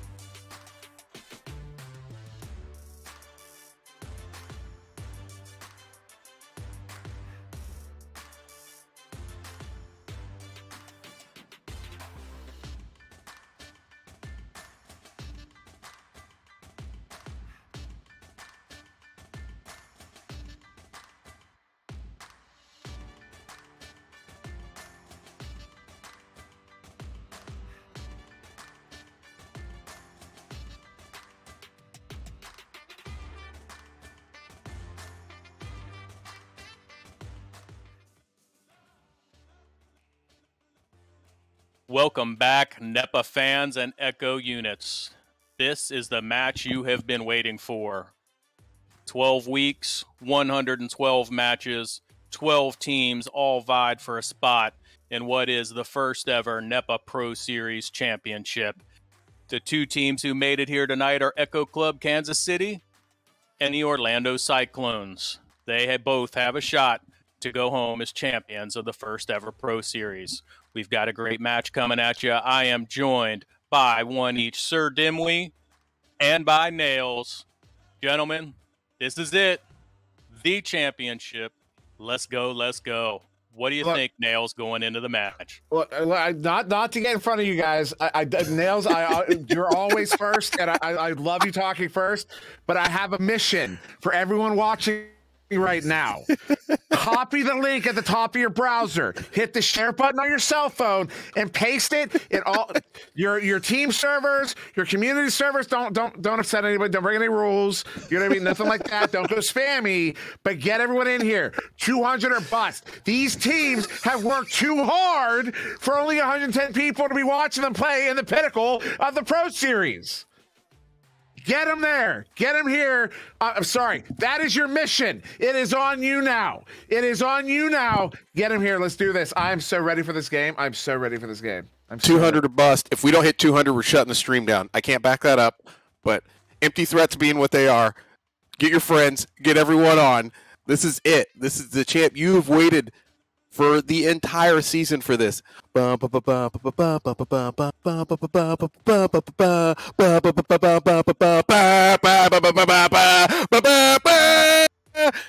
to do the whole song, but I'll save you guys that. But welcome. Tonight is going to be huge. We've got 2 8-2 teams coming in. Echo Club Kansas City coming in for the whole season. Only 2 losses to the Montreal Freeze and the Destroyers. There at the beginning or the early in the season, and then to the Freeze there towards the end of the season, second half. But coming in, basically carried their weight, rolled in the number 1 seed to the playoffs, and were not able to be taken down as much as every team tried to break them. They are smart. They're able to switch their strategy on the fly. They are quick. They are violent across the arena. Great communication, great passes. They can adjust on the fly based on who they're playing. You know, they've been watching a whole lot of tape, waiting to take on the Cyclones. Got KFC, who regularly wakes up in the morning, chooses violence here in the Echo Arena, just laying down stuns whenever he gets a chance. Deadly from outside the bubble. Doc Ock as the captain of the team. Accusator doing great things, moving around, lots of jukes, hard to pin down, very, very quick, great reads and great arena situational awareness coming in. Sweet Tooth as well with great shots from outside the bubble, deadly on the long shots, able to work his way around inside the bubble, take shots from behind the goal. They're off the backboard, just claiming Banksy's like he's putting on an art exhibit. Paradigm, she is just deadly for breaking up passes, catching all kinds of interceptions and breaking up those cross passes, breaking up your time in the bubble, and then hanging out outside the bubble. Paranim is deadly coming in, will hang outside the bubble, roll in, and right when you think she's not even in the play, comes in out of nowhere, picks up a nice cut pass, and then dunks it right in front of the goalie's face. Not only that, is just crushing it as goalie for this entire season, been putting a stop on plenty of offenses this entire season and breaking up their ability to put points on the board as well coming in. And then finally, looking over at the Cyclones. Sorry, I didn't forget you, Zeus. My bad. Zeus as well coming in. And as the sub tonight for Echo Club Kansas City. Haven't seen Zeus play in a whole lot of games, but every time Zeus is in, it's been crushing it as well, as characteristic for the Echo Club Kansas City. What that means for them in general is just that every player on their team is deadly, and if they are in the arena, you have to worry about them. So they've got 5 players lined up tonight, that all of which can be a threat to the Orlando Cyclones. And then the Cyclones coming in 8-2 as well. The only 2 losses they took during the season were against the Florida Laser Sharks and the Chicago Wizards. They're coming in to just prior to the playoffs there during the regular season. But the Cyclones have just been deadly, set the pace early for the entire season for East Coast, Beast Coast. There you have. I finally said it. And they have been the team to beat. went undefeated the longest out of all the teams in the entire Pro Series divisions, or both divisions. And you've got Game, Saluna, Rosie Hope, Captain Will, Acorn, every single one of those players putting up during this season double points in some games, stuns, saves. Every single player on that team is capable of playing every single position, and you never know where the threat's going to come from. If you pin down Game, you've got to worry about Saluna slinging in heat from outside on the left and right shoulders for three-pointers. Rosie Hope coming in, breaking up your chains, getting together on a two-player chain of death between her and Game, her and Saluna. Always in the right place, the right time, and moving around the arena very quickly. Captain Will feeding the offense all the time, breaking up the offense and stopping goals. And then Acorn as well. If you're covering all three of those players for Captain Will, if Acorn's out there and you're covering Game, Saluna, Rosie, you've still got to worry about Acorn. He's been coming up off the floor and out of the corners of the bubble, putting points on the board when everybody else is covered. And the Cyclones have just been firing on all cylinders. They saw a couple issues during the season with player availability, but again, just a testament that they were still crushing the teams they were playing, coming in with not their regular starting lineup. So it doesn't matter who's in the arena for the Cyclones, it's going to be a problem for the other team. Dimwee. Hype train. Hype, son. Hype train. That's a reference to the chat, but also hype train. Guys, we're there. We're here. We're at the finals. There's not Nails. I have nothing to add. For anybody who questions whether or not these guys know the game, my goodness, sir, that was everything. There's nothing left to cover. I have nothing left to say. I'm ready to go. That covered everything. Let's do this. Ladies and gentlemen. Let's go. This is the NEPA Pro Series Season 1 Finals. Game versus Oculizator. And this is the sport of the future. This is the thing. This is it's days like these where I get I start doing that thing where I start talking like bigger than where we're at, and the pipe dream starts coming out, and I can't help it because this is, honest to goodness, this is the game of the future. So I'll channel that energy instead as we're waiting for this to start. I want to thank everybody here in NEPA for the opportunity I had to cast these games, to do play-by-play, the thing I love doing, the thing I'm best at, working with Nails and Brutus and DeFocus here and Van Dyke and everybody who's been involved the whole season. This has been, on the production side of things, this has been nothing but fun. I am here working, and it's been nothing but fun, and these teams are readied up. They're here to work. They're here to get this set up. So I just want to send out a thank you to everybody involved in NEPA, because I have had a phenomenal time here in this Pro Series as we get started for the first quarter. Nails, we're here, man. This is it. This is the pinnacle. Double for me. Loved every second of it this season. Brutus, say the thing. Let's go. Let's go. And we're kicking off here. That's going to be first touch. Orlando Cyclones with the Oculizator. Echo Club, Kansas City's on the board. Force on the board first. 7 seconds in. Just waiting on it. Swings around for 2-pointers. They are making a statement early. We had one game during the season where East played West, right? I think it was just one. But these two teams have never seen each other in the arena during this series. And so this is it. Like they have both been dominating their divisions this entire season, and now they're going head to head. This one said, read their paradigm. Turns it around. This is a good clear. They're going to chain after this one. Chain is in. Opportunity, Sweet Tooth has to wait. Looks for it. Oh, that's going to be a big stop. But KFC, Kansas City Fried Chicken, is on the menu. Sorry, Palador. There it is. The Colonel Sanders is in the house, making it happen. And KFC, great follow-up there behind the goal, was expecting his teammate to go ahead and put it out who that was originally shooting, gets stunned out, but then comes in and finishes the play from behind the goal, picks it up, and dunks it in for a little bit of dunk meta early in the game. Palador, we'll be in good company. You can be sure of that. A Sweet Tooth far side sending us one through.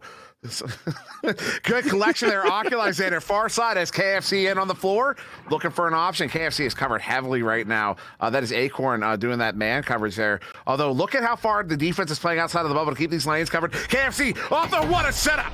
Sweet Tooth has it in. That's 3 in a row to Kansas City. They're up by 6. Kansas City stepping on the accelerator early. I don't think we've left the blue side of the arena since this game started.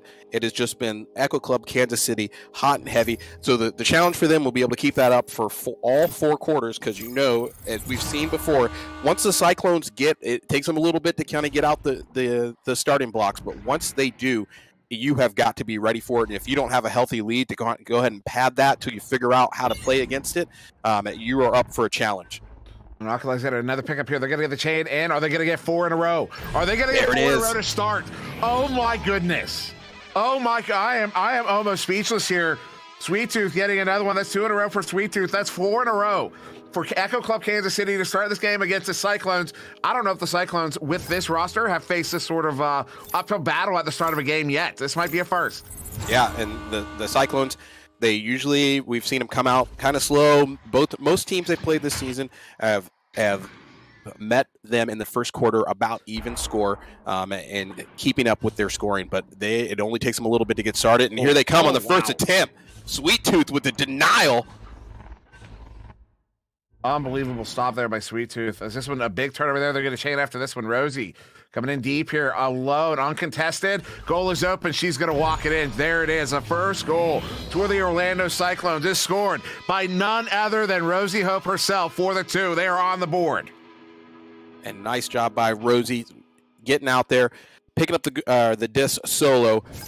Saw her checking her 6 o'clock to make sure nobody was running her down. Gets in there, puts 2 on, and that is, once they're on the board, that is the start. Kansas City has got to keep up this offense and keep this pressure on if they do not want Cyclones to close this gap. Yeah, Cyclones will very quickly close that gap. If anyone's been paying attention to the season, the Cyclones are very much second, third, and fourth quarter teams. The first quarter has always been the roughest. A big stop there, Rosio. Big pick up there. KFC not able to recover it, though. Disc is loose. They're recovered by Paranem. The pocket picked. Acorn, no, actually Rosie Hope with the send up, but that's Sweet Tooth on the back line, keeping it in place. Sweet Tooth, open goal! Oh my goodness, that's what you have to do, Sweet Tooth. He's jumping around, and I don't blame him. They're up by 9.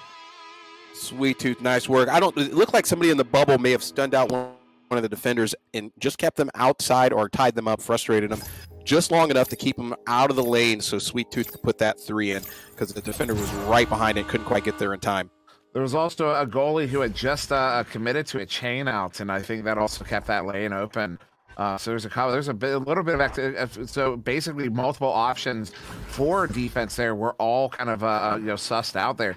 As this one, that's a big play from Paradigm, looking for the turnover, does get it picked up. Paradigm on the far side, looking for a clear, does get it clear. Oh no, actually off the bow tie. The game, Saluna Chain is going to get it picked up instead. Good recovery there by the Cyclones. Game over to Acorn. Acorn bringing it in, looking for the send back.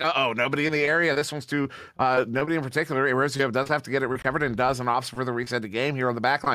3 minutes to go here in the first quarter. We're already only 3 minutes to go. That's 5 minutes have already passed off in this game. Rosie up sending us within. Acorn looking for a cross, looking for a cut. Actually goes back to Rosie. Rosie now looking for a cut herself. Rosie going behind the goal there. Good read by Sweet Tooth. Gets this one sent out, but not away. Oculizator will get it sent away. They're going to have to get the chain together. They do. There's a lead show. Oh, the headbutt! The headbutt! The 3! Sweet Tooth hits it! Sweet Tooth pop it off early. Pop it off early. Already with 10 points. Double digits. Dude, we are 6 minutes, not even 6 minutes into this first quarter, and Sweet Tooth already has 10 points on the board. And I'm sure the Cyclones were coming out expecting Oculizator or KFC to really start running up the score, and out of nowhere, Sweet Tooth is like, nope, I am the man tonight. I am the one you need to be watching. Respect me, because I'm going to put your team in the hole for points. And that's what they have. They have to do this. If they want to take the victory here, they have to get ahead early like they're doing. Is Rosie a big shot, Sweet Tooth, big stop. This one's loose here in the trench. Paradigm is going to get their first, stunned out though by Game. Game turning it around. Does not have a lane though under Sasol. Gets that one picked off. That's Oculizator. 1v1 against Game. Oh, you don't see that very often. Game though. 1v3. What? Gets in loose. Game is playing 1v4 right now. Oh my God. No way. Saluna. No way. What? Gabe, that right there, and hats off Saluna. Great job picking up that loose disc, puts it in for 3, takes him back within 9. But Game on that play alone tied up the entire team. One player tied up 4 defenders. They could not shake him, dude. He was like a bad cold. He didn't just do that. He did that in the finals. Tell me he's not the best player in the world. Saluna in sending the out one in. finals, dude. Unbelievable.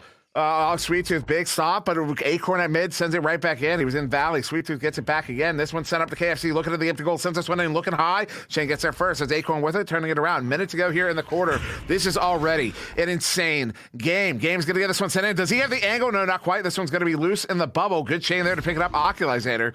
Less than a minute to go in the quarter. This one's sent out. Paranem in the near side trap, looking for the clear and does get it in, but it's going to be the hands of the defense again. So we have a little ping pong action right now as both teams playing just on the edge of their ability. As that one's going to be cleared all the way in. The bounce is not going to be favorable to anybody but Game, of course. Game sending us one in. Opportunity. Saluna hits it. They're within 7 just like that. And that's what we've seen all season. Game, best player in the game. But what makes him the best player and what we've seen all season is his ability to feed his teammates and cause swings in the play action. We saw, and I hope somebody clipped that last series where he tied up the entire defense. But those are the things he does to open up those plays. He didn't score either of those goals, but he made them completely possible by great placement, great positioning, and just breaking up the plays of the offense early. A misplay there at mid, although good recovery, keeping it in. KFC open goal, hits it. Oh, yeah. To end the quarter. Wow. This is quite the start to Echo Club Kansas City. Off of that 3 from KFC, they're going to end the quarter 17-7 against the Orlando Cyclones. This is a lead that they're going to need going into the next quarter as we're going to go to a quick break from our sponsors. We will be right back. Not only should you not go anywhere, you should bring friends back with you. But they didn't. This flag isn't backwards. It's facing this way because it's moving forward. Just like the men and women who wear it on their uniforms. And the country it represents. They're all only meant to move one direction, which is why we fly it this way. On the flanks of the all-new Grand Wagoneer, moving boldly and unstoppably forward.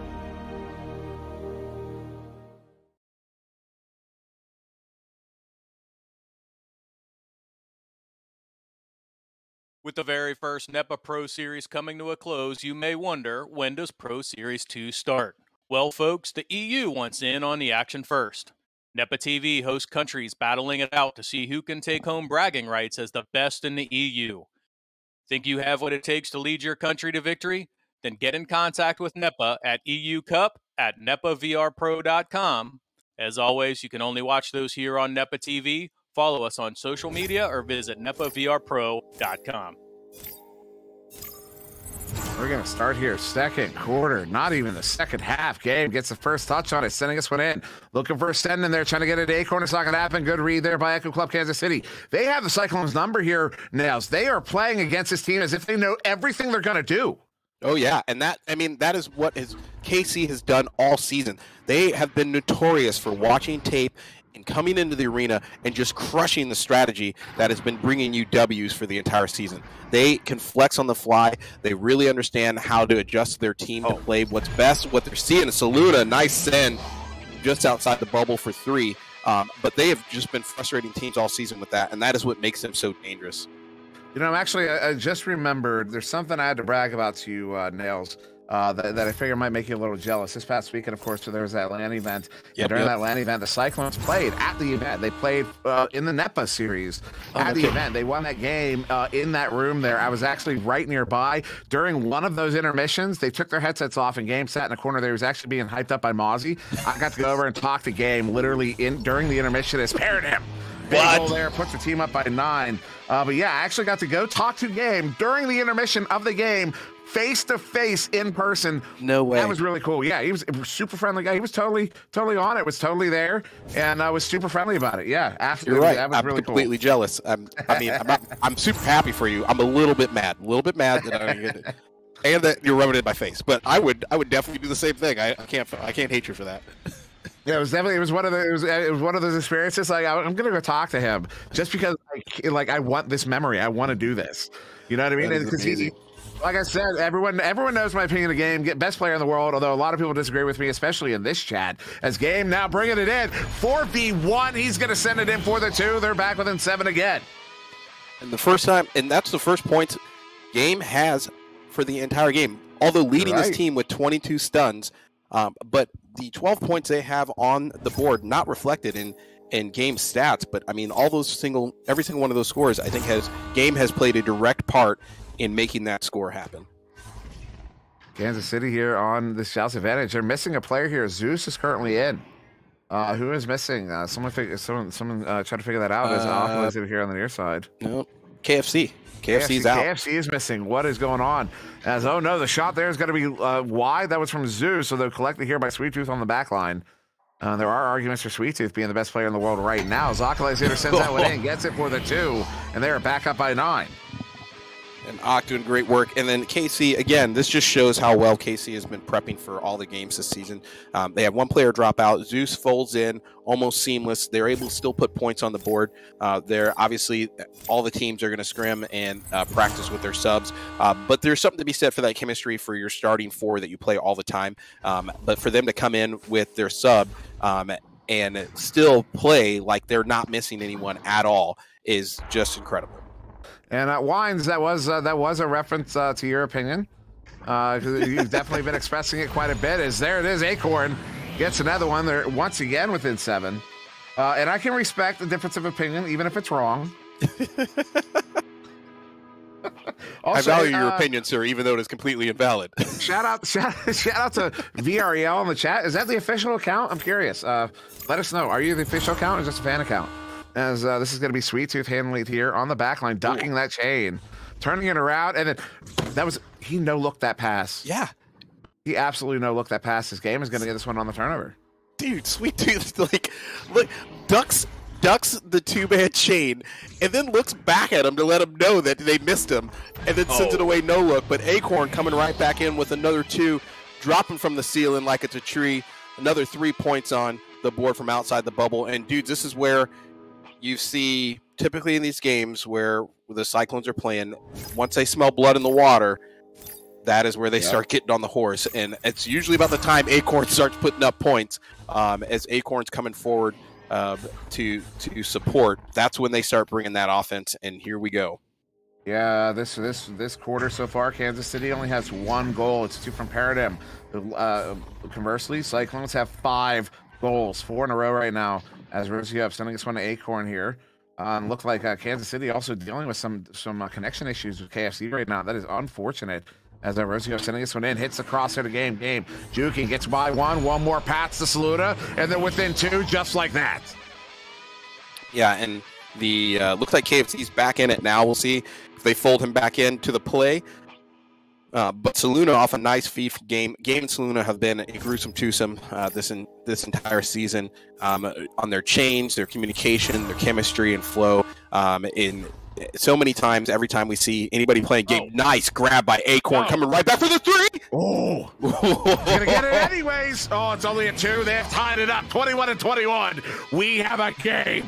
We've got ourselves a game now with game in the arena, but this is the point where they start getting into it. They start feeling their chemistry, their strategy starts working out. They're no strangers to closing gaps early in the game and then running away with it. I think KC is well in a great position to counter them. On the breakup, coming right back, empty goal. Rosie with the Begsy for 2. And the defense isn't able to make it back up again. And the first time in this game, we see the Cyclones with a 2-point lead over KC. 7 unanswered goals here from the Cyclones. 7. There have been a total of 9 goals scored in this quarter. Only 1 of them is to Kansas City, and that was for Paranim. KFC far side, though. KFC back in the game here. The stunned out turns it over. Acorn and Rosie look at the chain after it, not able to, as Oculus stuns them both out. Ock turning it around for Kansas City now. They're in their first deficit of the game. Oculus pausing here. Looking for the send-in. Does hit KFC there, far side. KFC back to Ock. Ock going to walk this one in. Has a bit of a lane, though the chain gets to him. Stuns him out, turns it over. That's a big turnover there. Saluna sends that one out to Saluna in game. Ock somehow got that leech, gets back into it, and that's going to be back in the hands of Kansas City. But now disc loose on the near side. KFC chasing it down, so Kansas City back in possession. Minute 13 on the game. KFC sending up and across. And that's a send in there. I believe that was Paradigm with the clear. All the way in. Uncontested. KFC hits it. They've tied it up again. Somebody go back and watch that play from the beginning. Oculusator comes in, gets stunned out by a 2-man chain, just above the nest, and then it turns around and immediately jumps on a leech, breaks up the only defender anywhere near to stop the Cyclones, breaks up that entire play. And the reason they got another 2 points back on the board and tied this up was a direct result of Oculus just tenacity there to get back into the play. And that's why he is Oculus. Yeah, Paradigm with the pickup now. Looking for the clear that gives it away to game. Their game on the back line, sitting this one in. Looking for Rosie up on the far side. Rosie getting there. 28 seconds. Only time, really, for one more goal. Possibly two, but they'd have to score literally right now. This game sending it in. Good read there, Sweet Tooth. What a read. That's nice. A good argument there for Wines. This one gets cleared all the way out. Rosie up, tries to touch it. Stunned out. Oh, what a play there. Acorn gets that one out of the bubble. The KFC gets it first. KFC to Paradigm. Shot. Rosie Hope gets the stop. They send it out. Saluting with it now. Looking for the clear. Let's get it cleared out. 5 seconds to go to the half. This one's all the way down to Kansas City's out here. Game looking at a shot, looking to bring it in, sends it. Oh, no way! And that's the stop in the goal by Sweet Tooth. And we're going to go into the half, tied up 23-23 again. You know what? If you're going to go anywhere, you know, this one's for you, Nails. If you're going anywhere, bring someone back with you. We'll be back in not too long. Yeah.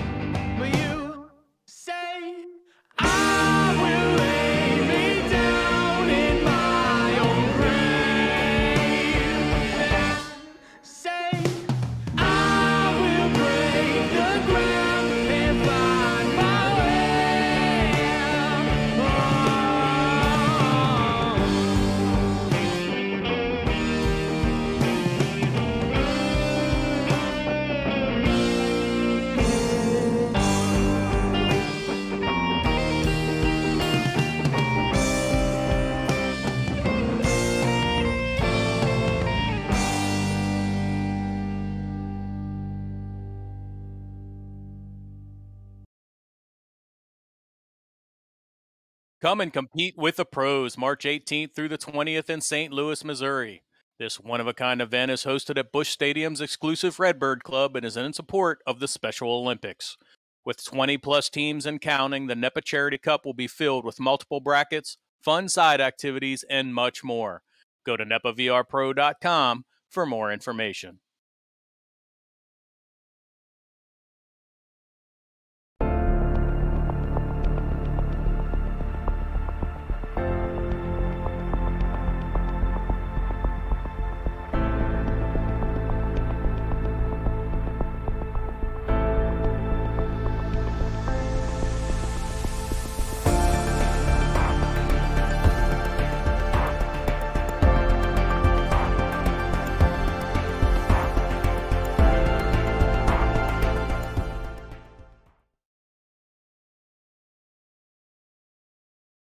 Halftime show. An exciting first half brings us a tie match. Nails, take a look at the stats and tell us what you saw in the first half. Yeah, I mean, we saw Echo Club Kansas City come out hot and heavy at the very beginning of the game. Sweet Tooth has been popping off. Paradigm doing outstanding work there in the defense and keeping the offense guessing. KFC doing amazing work as well. Fell out of the game, came back in. Zeus doing some amazing work picking up the sub. They're keeping them 4v4 and then allowing the team still to put points on the board. Oculus, again, if you didn't see it, go back and watch it. Hopefully somebody clipped it or watch the stream later. But Oculus playing just like an enraged animal, breaking up after he gets stunned out there just above the nest. Breaks up the offensive two-man chain coming from the Cyclones there by leeching onto the chain, crawling his way up, and then resulting in another 3-point score coming from KFC, Sweet Tooth, at the opposite side of the arena. For the Cyclones part, a little bit slow out of the gate, but nothing new that we haven't seen from the Cyclones at all this season. Acorn coming out swinging there. But as soon as I think it was Rosie Hope may have been the first one on the board, and once those points got on the board, they started to kind of get into their normal rhythm we see. And then the second quarter, they really ran away with it, able to close down at least a 10-point gap. We're now looking at a tie game. At one point, they had a 2-point lead, but Cyclones got blood in the water. And that's when they start firing all cylinders. And here they come. The Echo Club Kansas City needs to keep the pressure on. They've been doing a good job here at the end of the second half, but they've got to keep up that intensity going into the second half in order to keep the Cyclones at bay and not allow them to get a lead where they can start bringing all 4 players forward. If they do it, it has to be at a cost, and the only way Echo Club Kansas City is going to be able to do that, keep the pressure on. For the Cyclones, they have already put the fear of the Orlando Cyclones into the Kansas City. I guarantee it. They closed the gap now, and Kansas City is right now reworking their strategy of how they're going to attack them in the second half. I'm sure they'll come out with something that's going to work. But the Cyclones right now are in a good position. And I think they are right now have a good chance to take the tempo of this game rolling into the third quarter if they keep up that action. Dimwee, we saw a 10-point lead, Echo Club Kansas City after the first quarter. Orlando able to erase that in a second. His game really got hot when he wasn't scoring, feeding Saluna and Acorn. So some really strong play out of the Cyclones in the second quarter. What do you think changed there for the Orlando Cyclones? They figured out the strategy that was going to work for them. They kind of, it looked to me like they abandoned the ace play really early on, which is rare. Game is a big believer in the double chains, like a huge believer in the double chains.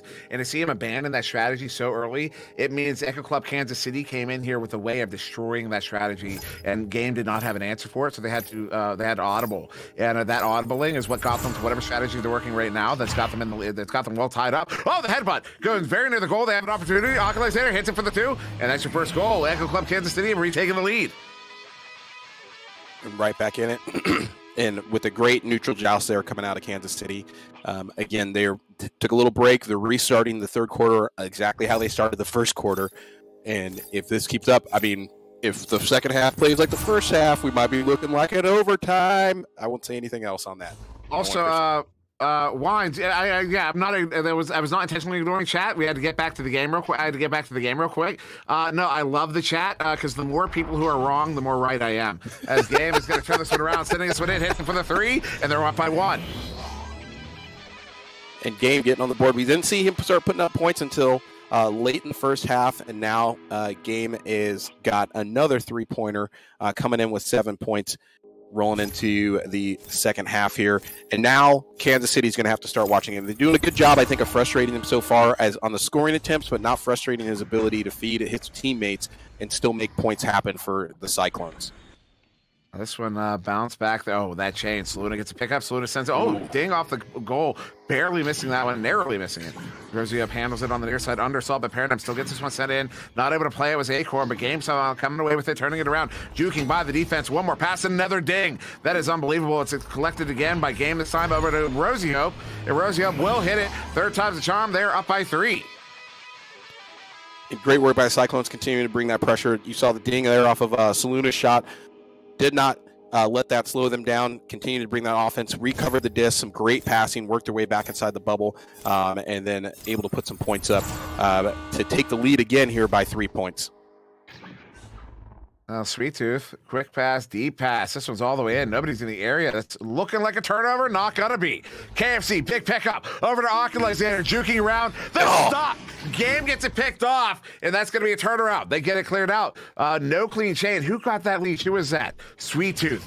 That was Sweet Tooth who stopped the chain from getting in, but Game still gets there. Stunned out this time by Alexander. It's a double stun, and looks like KFC with a clear out, but in the hands of Rosie over the backline. Rosie looking for Saluna on the far side, does not connect. KFC with a pickup again. Look for a clear. Doesn't get this one to Paranim. Paranim almost had that lane. Instead, off for the reset, although nobody in the area. The chain is looking to pick it up. KFC with a good recovery. Sends this one out. They have 2 there. Paranim again with it here on the near side. Looking for the send in. Does send it. Hits Sweet Tooth. Sweet Tooth bring it in. Oh, the stunned out goalie. Acorn gets his touch on it, but it's in for the 3 nonetheless. They tied it up again. Nice work. And again, going back to that, the earlier in that play, Paranim been a ninja all season. Like, I didn't even know she was in the near side tunnel, and then picks up a pass to bring it forward, gets broken up again, but then picks it up again off another pass to feed it back forward, and that's what Paranim has been outstanding at all season. It's just the unaccounted for player that's just feeding these offensive plays, breaking up the offensive plays as the defender. She's just everywhere and nowhere all at the same time. Saluna sends it in here, hits game. Gabe juking around, gets the defense all discombobulated, gets it in for the 2. The Cyclones are back up by 2 here, 30-28, with still over 12 minutes left to go in this game. Two-point game, 4 minutes here left in the third quarter. It's Roll Tide versus War Eagle versus, I don't know, I guess the Dogs. Georgia Dogs would be a better example of that. Yeah, that's right, Chop. Talking to you, buddy. Get in the chat, my friend. Now far side, who's going to get there? Oh, a slap there to keep it in play. And it will be Sweet Tooth on the back line. It's good. The slap was the clear attempt. Sweet Tooth gets it, sends it in. Oculazator not able to play it. Who's going to get there? Paranim touches it, gets stunned out. Disc is loose. And a good chain there from Kansas City. Even when you're on offense, even when you don't have far to go, those chains are very important, KFC. Big setup here, Oculazator. Oh, the double ding. Unbelievable. Was that 2? It was before Rosie got the grab, sends it out, but KFC on the back line with another send in. Paranim now with it, turning it around as Oculazator no goes beyond the goal there. Sweet Tooth brings it in. Sweet Tooth stunned out. Game gets a pickup. Game gets a clear. This one is all the way out. We're looking for a stack race. Stacks the ring cleanly. Rosie Hope uncontested. Uncontested. 4-point lead. 4-point lead, and Cyclones doing Cyclone things. Nice work breaking to the pass. They got bottled up a little bit there on their side of the arena, but finally were able to break free there and have the chain ready to get down there and pick up that goal uncontested for another 2 points. KC's been doing a good job there. They couple scuff passes, I think some missed opportunities to move the disc forward. Once they get down over there on the blue side of the arena, they've been making some passes. Real good passes count. Nice shot by Ock from the floor for the tray bomb. But they've got to watch that going into the second half. I think some of those missed passes they saw earlier, especially on those long distance passes, are the Cyclones are making them pay for those. And if those keep occurring, that could be the difference maker in this game by a couple points. 1-point lead here to the Cyclones game. Undersaw by the chain, gets a quick pass there to Saluna at mid. Saluna. See how you see how they do that? They're not unanchored for almost most of the time. They're holding on to that disc as a long send in there. That was ambitious. As that chain, Paranim and Sweet Tooth get it picked off. That's gonna be Oculazator with the send in, though the defense is there to pick it up. Saluna on the back line with it there. Far side as KFC and Sweet Tooth aggressing.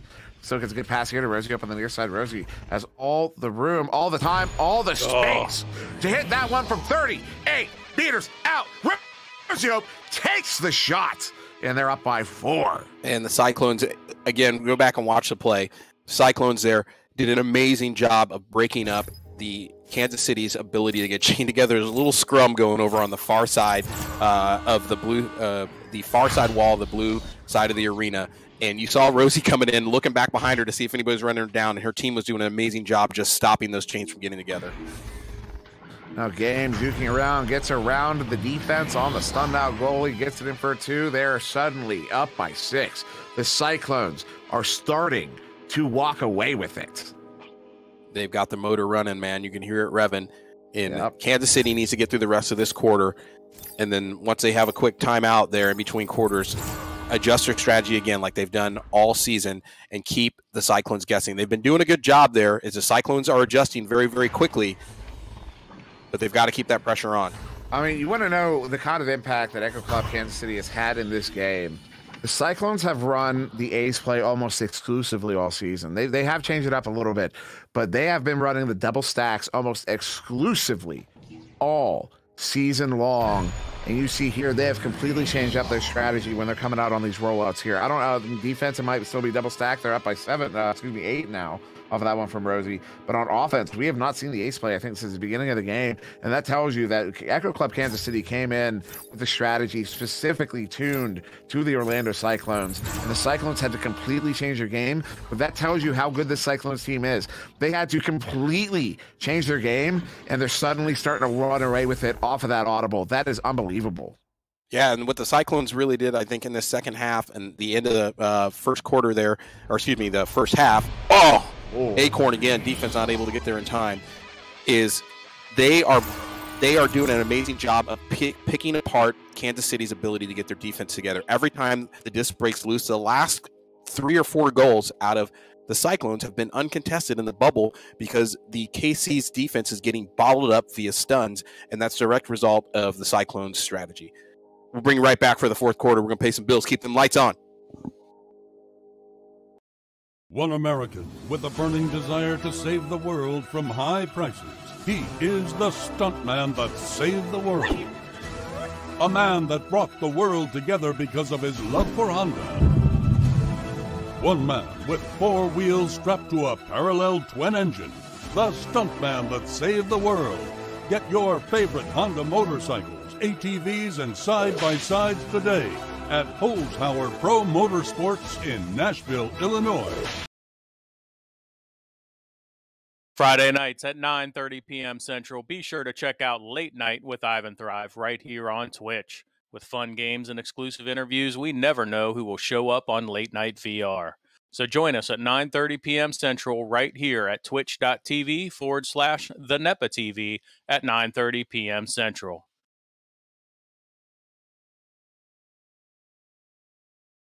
And coming back for the fourth quarter, the big change we've seen here at the Cyclones, we're having problems putting points on the board with KC's defense crowding the bubble. And what did they do? They adjusted, and now they're taking out KC's defense before they can get back and get in the bubble and cause them any problems. The last few goals, multiple goals out of the Cyclones have been uncontested there in the bubble. But you're seeing the 2 most agile teams. Nice KFC for 3. They needed that. You're seeing the 2 most agile teams in the entire league. They have both. I would love to be in their chat right now or on their comms right now and just hear how many times each team is changing their strategy and adjusting their play during this game, because it's been at least probably 3 times between both teams. Game handling this one. You see, they're just rolling with this. Basically, they're going with a standard split. Rosie mishandles that one. That's a recovered here on the near side of the chain. It's in the area. Somehow she gets a grab on it, sends it away, and it will be Game getting there first. Good communication there to keep control of the disc in spite of the little mistake there. Game now sending it back to Rosie. Rosie across to Acorn. Acorn to Saluna. Saluna gets the 1v1. One more pass. The chain was in, though. Ooh. That's nice work. Yeah, that was fantastic. As Akala's there slaps that one away. In this 8-point game, this one's down into the Cyclone zone. Ooh, Rosio gets there, flings it back to that near side wall where Oculator will get it recovered. Open goal! Oh, nice. There with it, nice. Ock with the 3, fighting it out. 1v2, gets back out, picks up the loose disc. Nobody to pass it to, takes the team on his shoulders and puts it in for 3 from long distance before the defense can get there and break them up.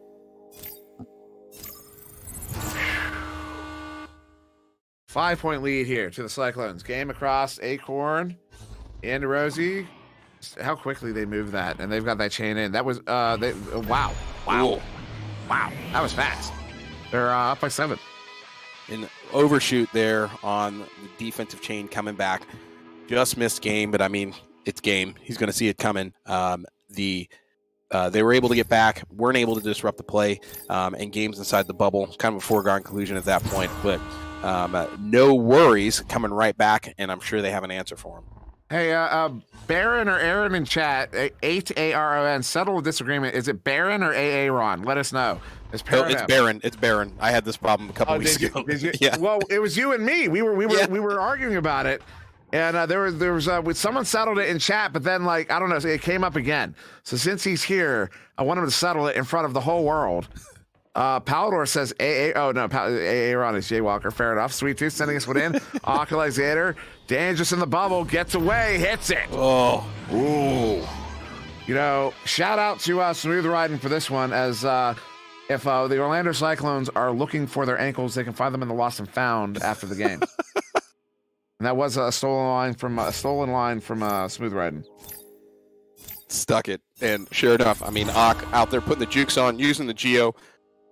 And saying to the Cyclones, yeah, I understand you got Game, but yeah, I also am able to do some magic as well, shaking the entire defense there and finding the lane to put points on the board to keep his team in this 5-point game. Nobody can let off the accelerator right now. No, not at all. It's Rosie a big cross there to Acorn, bringing it in 1v1. Oh, ooh. Wow. Acorn. Oh, wow. Acorn. That's where the goalie's hand was. He still hit it. Yeah, he's got a sniper scope on, man. Like, really? Off the ding into the goal? Wow. I mean, that. You love hockey, dude. You're just going to go glove side and just, and just make a statement? Is that what he just did? Glove side, top shelf, corner pocket. Rosie Hope! Rosie Hope! Oh! I'm done. Wow. 10-point lead. Rosie. Chat, the cut it out. Early. Don't make me yell at you. Don't make me yell at you. Avoid, stop it. You got it, Palador. Rosie abandoned all hope. Just crushing defenses. Wow. That was unbelievable. That was such a... Oh, whoa, my goodness! With the answer! AFC! Oh, 3-piece crispy. I'll take that, please. The meal for 3 points. KFC with the answer right back to Rosie Hope's quick 3-point shot. KFC right now singing anything you can do. I can do better. I can do anything better than you. This game is going to get us picked up. He's so good after that. Sending this one to the near side. Rosie Hope sent big send in for Saluna. Saluna does not have a lane. As Oculazator right behind her. She jukes up, keeps this one away. Oh, nice. Paradigm sends that one away. That's Paradigm and Sweet Tooth looking to pick it up. Sweet Tooth with it now. Holds on for just a moment. Soft send in the trap here for Oculazator. Under assault by 2. Sends this one to the near side. Paradigm 3v1. Paradigm's in. Within 5 again. Paradigm's back. She took a quick break for a quarter, but she's back. Those last 2 plays were all Paradigm. Just making it happen. This is still a game. We've got less than 3 minutes to go here in the final quarter of the DEPA Pro Series. Ladies and gentlemen, we are in the final 2.5 minutes of this first season. Oculazator, big turnover. They're down by 5. Ock sends this one in. Hits Sweet Tooth. Has KFC cutting. Oh, big stop game. Unbelievable. They get it cleared up, and now it's going to be Paradigm on the back line. Paradigm sending this one in the near side. Hits KFC. KFC almost pulls Acorn out, but Acorn wisely goes back to the bubbles. KFC down with Ascendant. Hits Oculazator. Ock, most dangerous man in the bubble, gets stunned up by Game. 1v1 against Game. You don't see that very often. Game gets it clear. We're going to have a stack race. Fourth stack is in. Game with it. Game hits it. They're up by 6. They're up by 8. And Sweet Tooth can't quite get back in time. And again, you see KC. Paradigm saw she wasn't going to get the game in time. Floated back to get the stack together, and then, as usual, the Cyclones jumped in there and broke up all their stacks. Weren't able to get back there in time. Game uncontested there in the goal. Sweet Tooth trying to run it down. Paradigm juking away from that chain here. A minute and a half to go. They're still in it, but they have to score right now. KFC sending it back across here to Paradigm. Paradigm stunned up by that chain. Oh, if they score here, this may just be the ice. As they're going to get picked off, no, Oculazator turns it back around. They've got it set in here. Paradigm, no, Sweet Tooth with it. Sweet Tooth using Paradigm as an anchor. Hits the 3. Wow. They're within 5 with 1 minute to go. Check out that comm, dude. Check out that comm. Using his teammate as an anchor, Sweet Tooth picks up the 3, puts him back within 5. That just kept them in this game. It absolutely did. There's still time. 1 minute to go. Orlando Cyclones up by 5 for the game. Handling it here. Chain gets there, hits him. Will be Rosie up, though, handling it cleanly. Going over to Saluna there at mid. Saluna, they're walking this one up. She doesn't have an in pass. Has to wait for a moment. Now over to Rosie. Rosie handling it. That chain is doing so much work right now. The sending, though, not on. Are they going to get it collected? They do. 42 seconds. Oculazator with the clear. Is it out? It is. That chain, though, Game is going to get there first and does get it turned around. That one's through mid. Off of the Geo there, far side, 30 seconds. They have to score literally right now. KFC sends this one in off the wall. That's going to be close, but Rosie up with the grab. 25 seconds. If they hold off for 3, 2, 1, that's it. Orlando Cyclones are going to take the victory here as Paradigm gets the final goal of the game. Congratulations, Game. Saluna, Rosie, Acorn, Captain Will. That's my voice. I've given you everything. Wow. Wow. On the breakup, Rosie with the last save of the game to give them the victory. Paradigm coming back in for another 2 points, but not enough time to close that gap back out. 3 points, 59-49. And there you have it. Dude, I don't even know if you've looked at the stats yet, but my God, look at him. Just look at it. Just let it sink in for a little bit. Wow. Yeah. Yes. Oh no, they just disappeared. Basically, 10 points, 10 points, 16 points, 16 points to the shooters on the Cyclones. Unfortunately, not going to be able to see the total number of saves in that one. As oh my goodness. We had on Cyclones, everybody had double digits, except I think they had 4 players with double digits, and one player. 3 players with double digits, 1 player with close to double digits, and then over on Echo Club Kansas City, same thing. 2 players with double digits and 2 players with single digits as well. But I mean, both these teams, all 4 players were doing work. There was nobody in that arena on either team at any time that you could not count as a threat. And Game did great work. I had him he only had 7 goals for this game.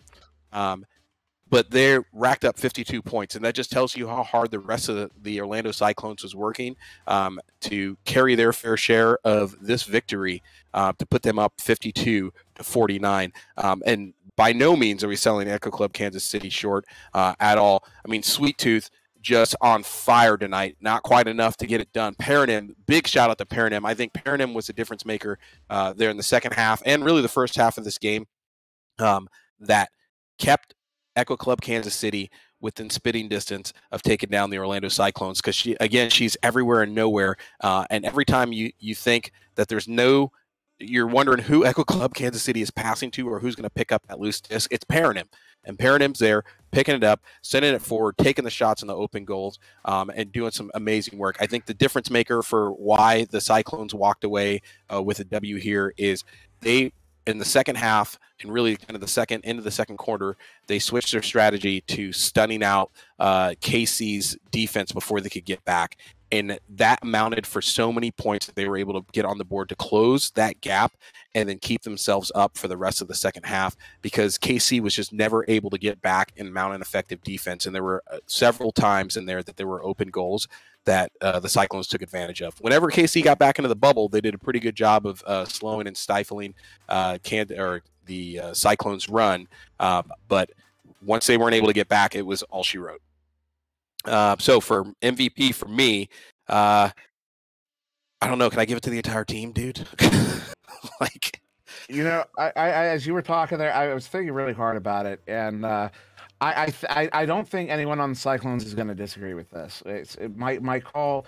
It's basically the easy call, but I think in this case it really wasn't, because I really had to give it some thought. I am going to go to Game for MVP, and the reason I'm going to get a Game is because when you talk to Saluna and Rosie about what goes on in their comms, Game is the general. He's calling the plays. He's telling them what to do, what not to do. Not all the time. He's not he's not micromanaging. Mm-hmm. But if there was a big strategic change by the Cyclones to regain control of this game after that first quarter, it was Game's call. It was Game. It would have been Game making that call. It would have been Game saying, "Here's what we need to do to adjust against this team." And presuming that's the case, and I'm going to Rox is saying you don't know the half of it. I'm kind of curious what I don't know. Even Kong immediately said, "Little do you know." Who was it? Am I wrong? If I'm wrong, correct me. Who made the call? Because my presumption would be Game, and that's why I'm going with Game on MVP. There's Mozzie saying, "No, you're not wrong. It was just funny." I guess Broman insisting there's some Joker drama. I don't know what's going on, but I'm presuming I'm correct. And so it's for that reason I'm going to go to Game for the MVP, and only for that reason is the generally it's the play calling behind the scenes, the stuff we don't get to hear, the stuff we don't actually know, like what's going on until after the fact, until we're doing interviews. And I think, I wonder who Brutus, when you interview them, ask, check, make sure I'm right. Because if it was someone else, I'm changing my MVP vote. For real, because whoever made the strategic calls there, it's just who won this game. And as far as spotlight, Sweet Tooth.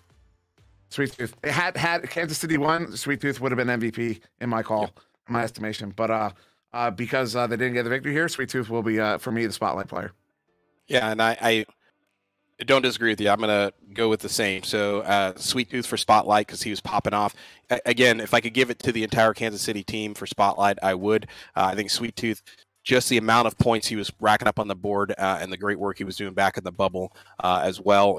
It was a close toss up there because I think, again, Paranim did a fair amount of work that went somewhat probably unnoticed during this game to keep KC in this game and get them up early. But Sweet Tooth just racking up points early. And then Game, for the same reason, you said that a lot of things that we aren't privy to that are happening on that team during that play, but the things that we could see is just how, Game didn't get his first points on the board until the second quarter. And after that, three goals in the third quarter, 2 goals in the fourth quarter. But Game was just he was affecting the ability of the Cyclones to put points on the board. He was breaking up plays as well. He was a monster, breaking up chains and then tying down defenses. But that ability of him to run that strategy and enable the rest of the team is why he's an MVP as well for me. Well, there you have it. I do believe it took all season long for Game to earn an MVP. The Really? expectations are so high for that poor guy who is just expected to do so well that Dimwee almost never admits that he did well because relative to how well you expect him to play, he just plays his game. So there you have it, Game. It took the championship for you to earn it, but you're going to walk away with the MVP. Hats off to Sweet Tooth as the spotlight player. Hats off to both of these teams who played just an outstanding match. Couldn't see any other finish to the first ever NEPA Pro Series than a 1-score game to end things. What great action. We are going to talk to a couple of the players, so don't go far.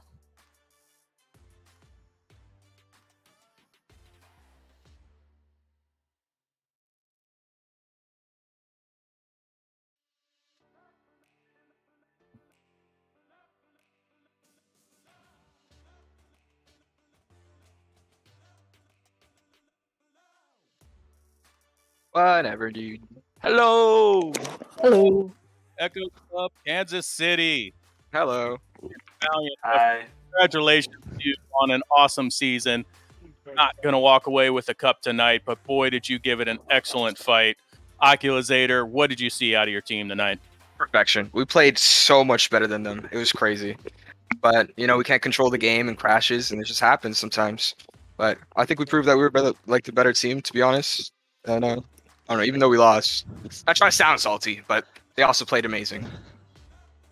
Yeah, so I like the confidence. You guys did play a great game. Sweet Tooth, you're walking away with a highlight player tonight. Really came out scoring, getting it done at both ends. What was it about Echo Club Kansas City that was able to put together such a great performance tonight, but really just such a great performance throughout the season to get to the finals? Our chemistry together was just amazing throughout the whole season. Our defense, I love how they always cover the right people, give me the best shots I could save. And then Paranim with the backstack. Love the regrabs. Thank you. Love your regrabs. Yeah, really great play out of you both. Paranim, how does it feel? You came up just short, but a great season overall. What do you think? Your first ever Pro Series? It was exciting. Honestly, we came really close. Obviously, it's disappointing that we didn't win, but we'll get them next time. That's right. Pro Series 2 is going to be right around the corner, so do not go far. KFC, great match tonight. You had some awesome threes there. Dropped out for a little bit, but you were able to come back in, get regrouped, be effective there in the final 2 quarters. What did you think of the match? It was an amazing match. I think we played really well, and to be honest, yes, we lost, but it doesn't feel like we lost. It still felt like we were all having fun, and it felt like a win basically. Just the numbers didn't work out that way. Well, all the viewers were having fun as well. You guys put on quite the performance. Zeus, as KFC fell out, you had to jump in as a real-time sub. What's it like to go from 0 to 100 that quickly and get involved in the action? Yeah, I think it was probably pretty obvious on the stream. It was definitely a quick speed up for me jumping in like that, but luckily we didn't fall too far behind. I think we tied it up by the end of the round, so I would have liked to see the win come out, but I'm glad I could at least jump in when KFC jumped out. Yes, indeed. Well, again, congratulations to you all on a great, great season. You're going to go home as West champions. And again, just a great, great effort and a great finish. Couldn't have asked for anything more in the first ever Pro Series championship. You brought it down to a 1-score game. Not going to walk away with the victory tonight, but a lot of momentum to carry in the Pro Series too. Thank you all for a great, great season and the awesome action that we enjoyed. Thank you. Thank you. No problem at all. Thanks.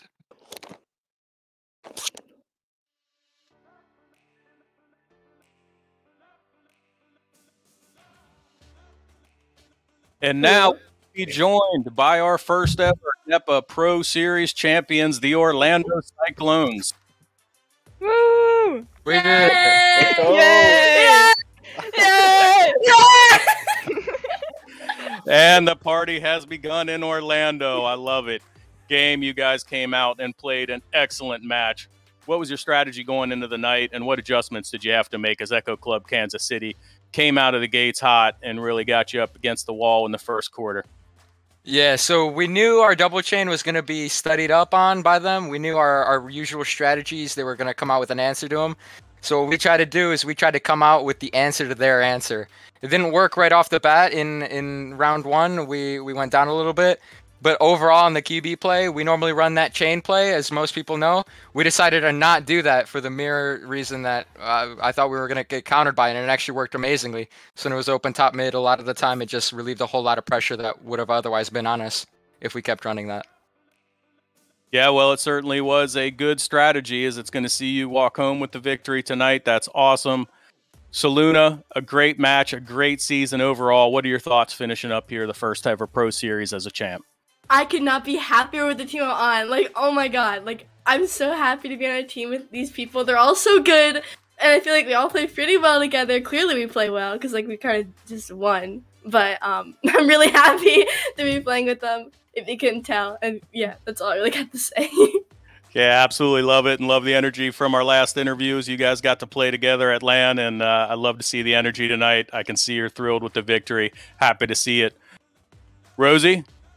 No follow-up on the MVP. That went to game tonight, but you walked away with it in the semifinals. You actually tied game for the game lead for goals with 7. Saw you a little bit more in on the offensive action tonight versus the defense we saw in the semifinals. What'd you think of tonight's match?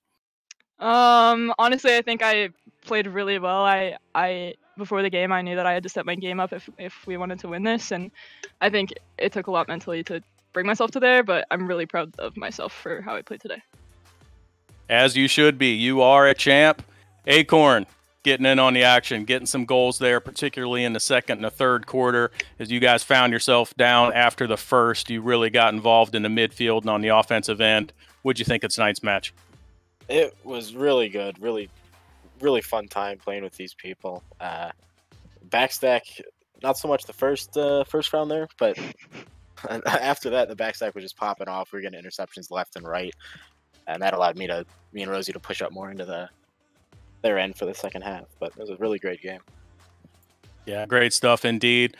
Game, congratulations. You are the MVP of the first ever NEPA championship game. Congrats to you.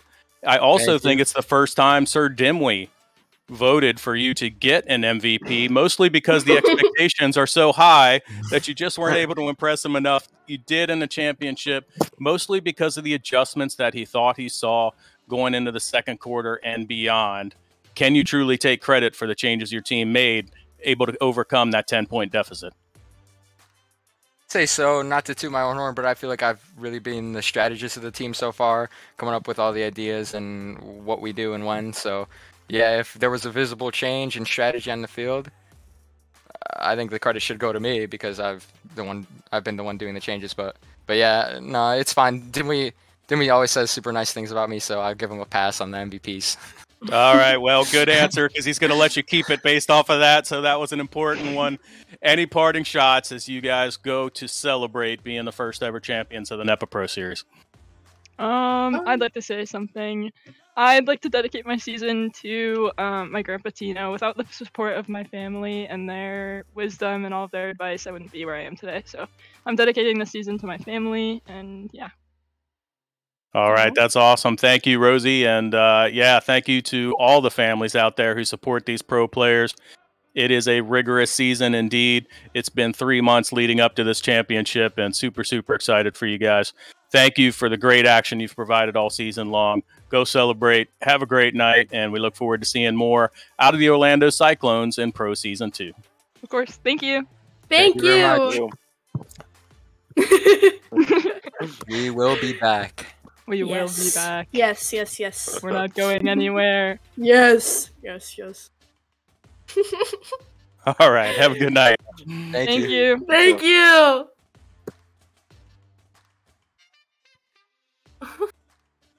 Well, Dimwee, there you have it. Your MVP vote. Dimwee's out, but he is here vocally at least. There you have it. Game is there to claim his MVP. You are validated in your reasoning. Good sir. Yeah, of course, Game, the most humblest of players. You know what? It's we saw the confirmation in the chat and hearing confirmation from him. So I'm feeling pretty humble after making that call. Honestly, I'm not. Yeah. I'm feeling humble. My ego monster is going crazy right now. Did we validate? Did we will always be right? I'm gonna be such a prima for the next week. Like, get me my brown M&Ms. Mom, meatloaf. There is one yellow M&M in this bowl. Get rid of this trash. So, I don't want to see anyone's face until it's with a bowl of brown M&Ms. So yeah, no, this is a great game, and I'm glad to hear their voices. Actually, while you were interviewing Kansas City, I hopped into the voice. I totally broke protocol, and I hopped into voice chat to say congratulations to the Cyclones, and they all yelled at me. Positive things, not anger yell, just excited yelling. And yeah, so I'm really satisfied with the ending we got, how close that game was, how well everybody played. Seeing Game go all out, full on preempting adjustments, apparently. So I thought I hadn't seen the ace play, but I was like, I must be wrong. I must have missed it. So I started saying we stopped seeing the ace play. They didn't run it at all. So there you go. So I wasn't crazy, and everything's good, and I'm ready for more Echo. VRML starting up, by the way, but yeah, I'm ready for so much. I'm ready for everything. I'm ready. I'm ready. And with that said, as well, don't forget, for all the players and viewers and all the Echo units out there and watching, if you want to get into the pro game, get into VRML. The season's starting up. Start working on your skills. Start getting polished up in VRML as the season goes. Get your team together. Get on the PDR. Get into a AAA. And then one day we may see you there in the pros as well. But the Echo's always going. So if you're not on one of the pro teams or AAA, get in the VRML playing. For all our European fans that are watching, obviously the Euro Cup is coming up. Get out there, represent your country, and we look forward to seeing all of you here in the arena getting casted here on NEPA TV. Indeed, and we want to see you in St. Louis as well. We're less than 2 months out, so get to NEPAVRPro.com. Get yourself signed up for the NEPA Charity Cup. All 12 of these professional teams that you saw participate in Pro Series 1 are expected to be there, in addition to other teams. Come out, watch them play, have a chance to play with them, and just enjoy more and more great Echo action. Sir Dimwee Nails, it was an awesome season. We saw the best players in the world come out and compete for the first time as professionals. This sport has nowhere to go but up. I'm excited to be a part of it with you too. Any parting shots, Dimwee, for the viewers as we wrap up the season? We got nothing but love. That's it. And they love blue on you, so keep that sweatshirt. I understand it's quite comfortable. Go out and order yours. It's also available at NEPAVRPro.com. Nails, how about you? Say goodbye to the people. I had a blast. This season. And I loved working with you guys. I love working with all of you guys there at NEPA TV, all our casters, and then to focus, obviously, just crushing it.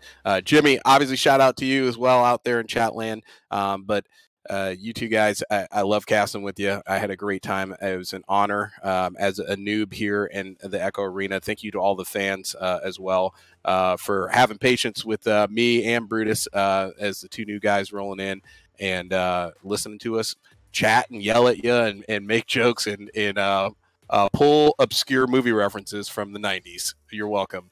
But I can't wait to see all your faces there at the LAN. Make sure you get a ticket if you don't have one already. I'll see you there. You better be there. And we will see you again at the next pro season and at the LAN. Thanks.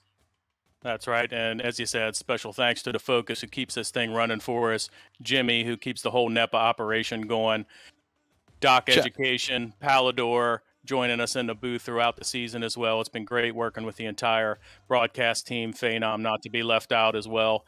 So just want to say thanks to all the viewers, to all the Echo units and NEPA VR fans who have joined us for the first ever pro season. Couldn't have come to a better conclusion as we saw a great matchup tonight. You Orlando Cyclones take home the first ever NEPA championship. So congrats shout out to Timber as well.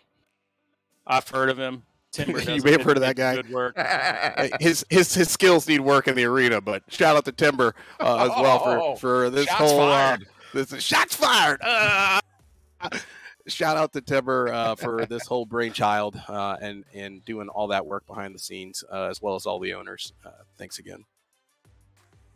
And with that, that's all I've got. See ya. See ya.